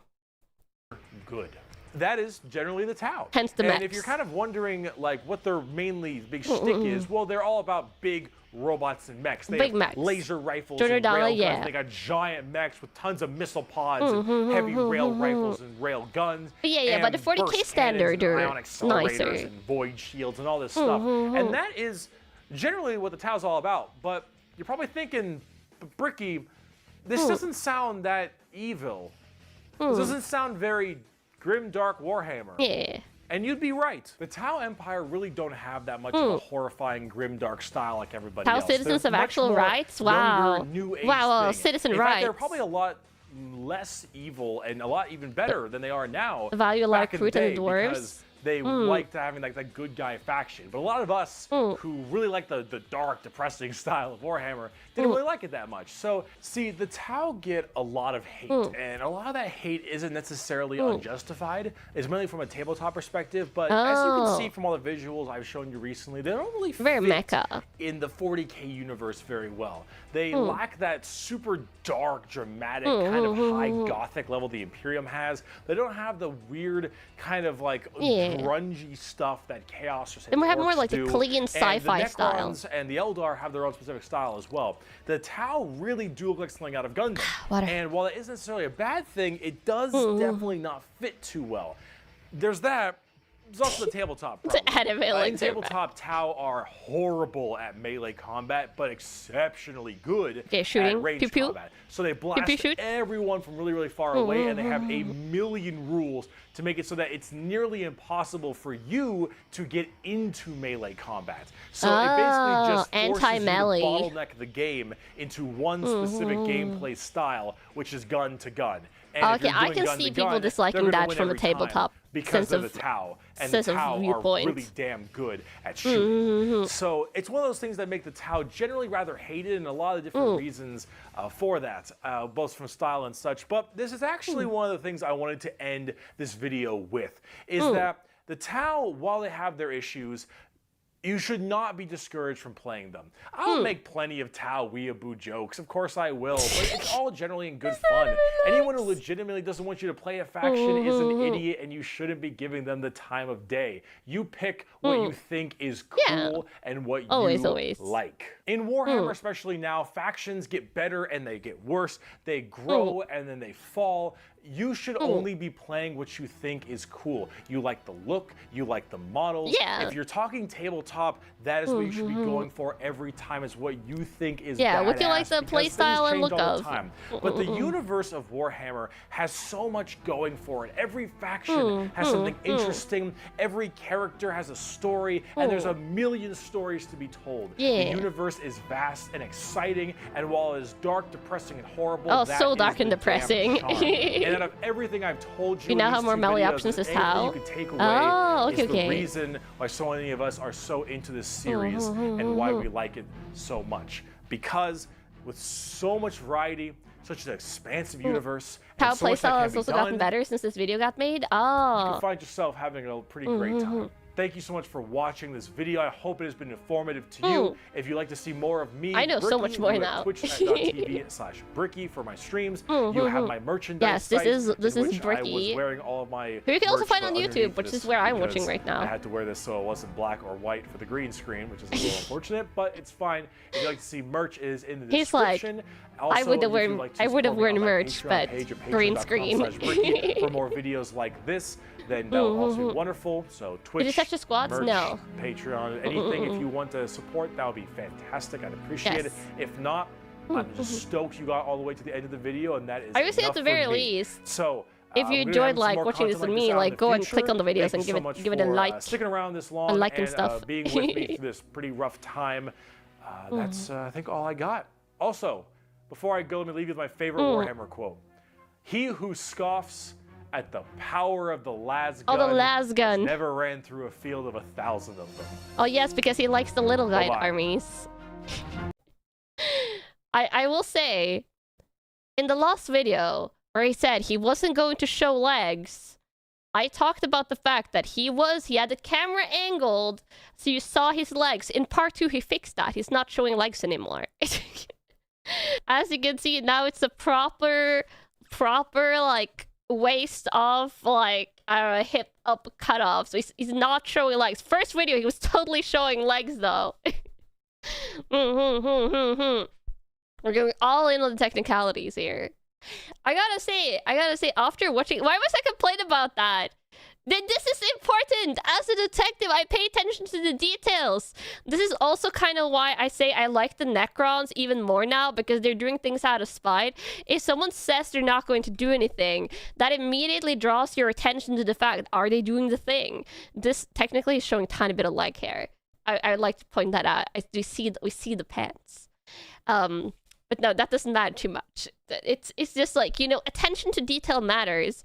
And I think after watching this, I would say before watching this, the Necrons was my favorite. After watching this, the Necrons are still my favorite. But I also like some other factions now. I think the Taos are pretty cool. And I think out of the Space Marines, I like the gold guys. Oh my god. Whose names are escaping me. What's it, what are the stealth ravens? And the Viking dudes. The 100 Suns I also kind of like. They're my favorite Chaos Marine. Custodes, yes, the Custodes are pretty cool. And I like the Dark Eldar. No, not the Eldar! No! No Eldars! No Eldars allowed there. Except, I guess the Clown Eldars were kind of like interesting in a lore sense of things. But yeah, no. The Sisters of Battle are kind of cool, but they were also really dark with the fire. The Raven Guards, yeah, the Raven Guards and the Space Wolves, I think, are my favorite, like, regular Space Marine, like, factions. Yeah. You weren't here, why are the Eldars bad? Go to this entire section of the videos and then watch that. Yeah, then watch that. I'm not going to repeat why. But yeah, I think I like the Necrons the most. Necrons are super cool. And then the Space Wolves and the Dark Ravens. Yeah, and then the Assassin Space Marine like subgroup are pretty cool. The Sniper specifically, not the other. Not the others, the snipers. Bricky has a video explaining all the Primarchs too. Oh, I want to watch that. But, Camels, we're not going to watch more today. Like, today I watched a lot. I think we've been watching this for 3 hours? For 3 hours. It's all about the beaky helmets. The bird motif is super cool. And my favorite Chaos God by far. Camels, my favorite Chaos God by far. Let me see if I can find one of all of these in. Let's just show all of them at once. Is there a slide that shows all of them at once here? I was gonna do this. This is like the champions, you guys are saying? My favorite Chaos God by far is Tzeentch. Because of the bird motif. 1, he likes birds. 2, it's chaos. It's gonna be good chaos, maybe not, but at least it's chaos. And then the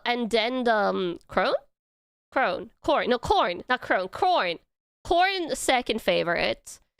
And then, like, a big step down, and then Nurgle. And then a huge step down, and then Slaanesh. Slaanesh? Yeah. He's the most hated by the fandom, but his aesthetic is so cool! Like, look, oh god, where is it? Where's the bird? Where's the bird statue? Bird statue is somewhere here. Where is the bird statue they showed? I swear the bird statue were I don't know where it is. It's somewhere. Oh, I think it was after the 1,000 Suns. Psyker and kind of Egyptian theme. I think it was somewhere around here. Oh my god, where was it? I don't know, that wasn't the bird statue, but it was like one of the bird statues. Also, the 1,000 Suns is my favorite designs out of the Chaos guys, and they followed since, so yeah. You found Slaanesh the most interesting when you dive a little deeper. It probably has interesting stuff, but the burbs are cool, Camels. Also, Dark Soul Dragon. Welcome back to the Camel Squad. Silica for the Siligod, Camels for the Camel's Throne. No Silica, but Camels are cool. Let me also just start my BGM. Yeah. Did you drag the timeline up, dragging it sideways lets you scroll through smaller sections? Yeah, I usually don't. I know there's like fancier things you could use to like skip through menus. I think you could like just use the pause button or something to like stop and start. Camels, I have grown up like being outside when I was younger. I'm 31. I wasn't on the internet that much when I was young. I kind of like watched YouTube like a little bit when I was in, I guess, high school and stuff like that. But I used these are the controls I use on YouTube, Camels. I click the play button. Very rarely do I use like a space bar to play. I usually just use these controls and I click on the timeline. I just click on the timeline. I'm very basic when it comes to the controls here. Like, Yeah, this is my embarrassing confession that this is what I do when I watch videos off stream. So I only really know the casual controls. I don't know all these like hip youngster controls of pressing space and like, I don't know, arrow keys to skip back and forth. So I just go like beep boop and I hope things work. Yeah. I can also press the arrows and go 5 seconds forwards or back. Yeah, that's too complicated for me. I'm just like, no, I'll just press the timeline and hope I land on the right spot. That's what I do when I'm on the internet. I just use the arrow keys. Chaos is the worst faction in lore. There's far gone as Drakari. It's in different ways. I'm sure it's really bad. Like, from what they were saying, like what he was saying about like the chaos stuff, that could probably get like really bad. But just from like the overview video here, Change is my favorite. Could just change in the future, probably, maybe. But I really like the aesthetic of it. The blue colors, the blue colors as a main with like the purplies, the reds, the gold, like the Thousand Suns motif. It's really cool. Yeah. And yeah, there's probably a large spectrum of chaos. Like, even if you like some part of chaos, you probably don't like all of it. So I just really like that part of the aesthetic. And I like the bird motifs as well. Yeah. They're the only chaos gods that actually actively screws with you for worshipping them. Yeah, I mean, that's chaos inherently. And I kind of like that about it. Because I feel like there's always going to be repercussions for joining a chaos faction, because chaos is inherently chaotic. But my second favorite is Korn, because it seems pretty straightforward. 30k 1,000 souls have beak helmets. I don't know, I kind of like their current helmets here. They look kind of pretty. But yeah, the Necrons are my favorite overall. Like, by far. Out of the lore that I learned today, I really like the Necron lore. And I like that they're just like, get out of my lawn. They're just chasing for immortality, got betrayed, overturned the betrayal. Like, are they evil? Sure, but Necrons, pretty cool. Pretty cool. Yeah, their downsides to joining evil gods of chaos and destruction. Yeah, it's like, who would have thought? Since it's unpredictable, there's a tiny chance something good will happen. For the rest, it's just guaranteed bad. Yeah, that's also a true way to look at it. Yeah. But in the future, Kamos, I do want to dive more into it. I want to watch the re-explain. I think actually, yeah, that's like the next thing like YouTube is recommending me, is like every single Warhammer 40k faction re-explained. I want to watch that. If there's lore that goes more into the Primarchs, I want to watch it. And I actually would like to... I don't know if there is, but if Bricky has like a deep dive into the Necrons, I would love to watch that, because I'm really liking the Necron lore. You should look at the Plague Marine Champion miniature. It's a Nurgling with a big helmet. I don't know, the Nurglings look kind of scary.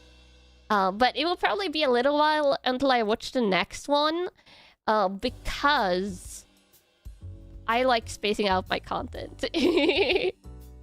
I like doing a lot of stuff on stream. But I'll probably will try, and what I do next time we watch this is I'll try and schedule a Space Marine 2 stream where we can play Operations again together. In the same week as we watch the re-explained stuff. And I probably want to like watch the re-explained stuff and then play Space Marines, because I like playing games and then getting lore context. Would heavily recommend I read about the War in Heaven on the 40 wikis. It's a long read, a bit more detailed, and explains how the Necrons deal with the warp. Ooh. I might be tempted to do that, actually. I like reading wikis. Don't get enough days in the week for everything? Yeah, and soon I'm going to be diving into Minecraft for 3 weeks for the VSMP. Bricky has a podcast called Adeptus Ridiculous. Adeptus Ridiculous, where they cover lore weekly. Yeah, that's pretty cool. Yeah.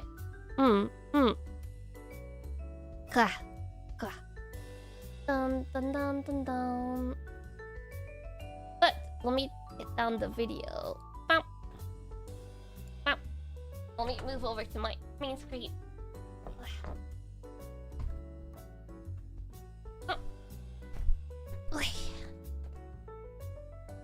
Necrons are pretty neutral, if deadly to living beings, and even sympathetic in some ways, but the flayed ones, robotic assassins who wear skin suits, and some scientists are icky. I mean, I feel like scientists of all the 40k factions seem like they would be getting into some pretty disturbing stuff, Kamos.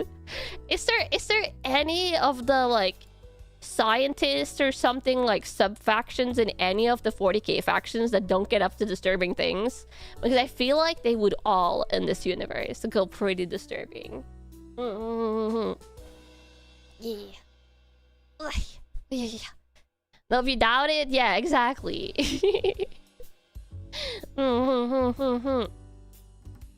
Necrons do hate Tyranids? I mean, they would, I would think. They're encroaching on their space. The Taos are mostly not disturbing tech for now. I guess the Tau are the more quote-unquote normal ones, but only relative. Yeah. Only relative to everything else that's going on. Yeah.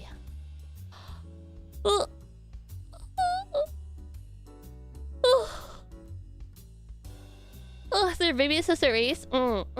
Makes sense. Yeah, I had a lot of fun learning about this. I knew I probably would like Warhammer lore after you guys were like feeding me tidbits of it. But I really like it. It's a fascinating universe. This is what I like, Kamals. I like it when a universe of like either books or games or stuff like that has deep world building. I like thorough deep world building. Doesn't have to be a good world. Doesn't have to be like a happy-go-lucky, happy endings all the time world.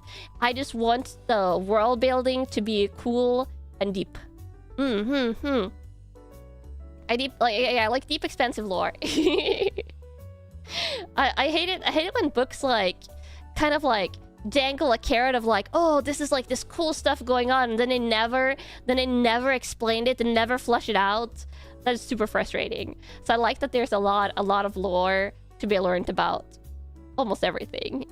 The Drukhari certainly understand Thera deep. No!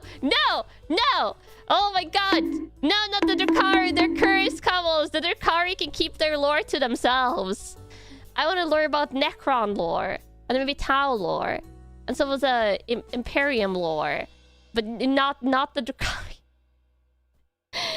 Not the Drukhari! Yeah. Oh my god. That's very cursed. But yeah, Kamos, I'm going to round off for today because I'm getting eepy and a little bit hungry, so I want to eat some evening food. But I'll be back tomorrow for double stream. Yes, tomorrow it's going to be tomorrow. Oh, my merch. Oh wait, I should chill my merch, which I never do, but yes, there is merch on the Glitch Stars. There we go. Glitch Stars Arunia. On the Glitch Stars website, there is Arunia debut merch. Yeah.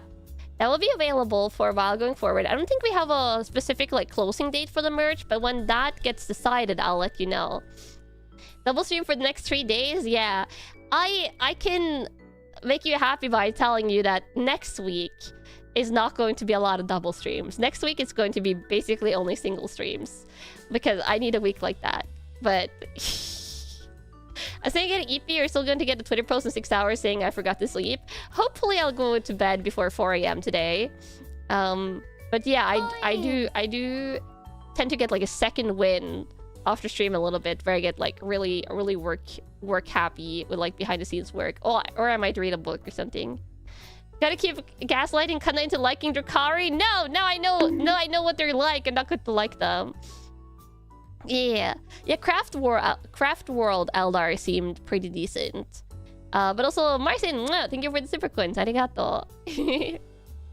But yeah, tomorrow we're going to be playing Cult of the Lamb, which I feel like we learned a lot about cults today. But we're going to be doing other cult stuff, incredibly cute cult stuff tomorrow that surely won't involve human sacrifices and or brainwashing or stuff like that. And then tomorrow evening or tomorrow night is going to be gentle massage hand cam ASMR. Yes. Yeah. Wow. So I'm excited for that. I'm excited. And then of course, camels, as you can see from my magnificent thumbnail that I spent over an hour making. Over an hour. It took such a long time. Oh my god. It's been way too long on the thumbnail. Mostly on the writing. The writing took me forever. Forever. Then I have a new outfit reveal. Yes. I have a new outfit reveal. I'm super excited. Tanashimi, tanashimi. And there's going to be this new outfit, which you can see on the silhouette. And there's going to be a second secret new outfit. And you'll finally get to see all the facial expressions that I don't have yet on this model, but I have on the other version of the model that still is waiting some fixes, but hopefully they will be done by Saturday. Yeah. You'll get to see my expressions and my hand poses and stuff. So, tanashimi. Yeah. It looks so pretty. I'm super excited. There's 2 new outfits. But yeah. I will round off for now today. I'll just go to the ending screen and then I'll find someone to raid. So I will see you tomorrow. And then also the day after, and the day after, and the day after, and the day after. Otsukanana!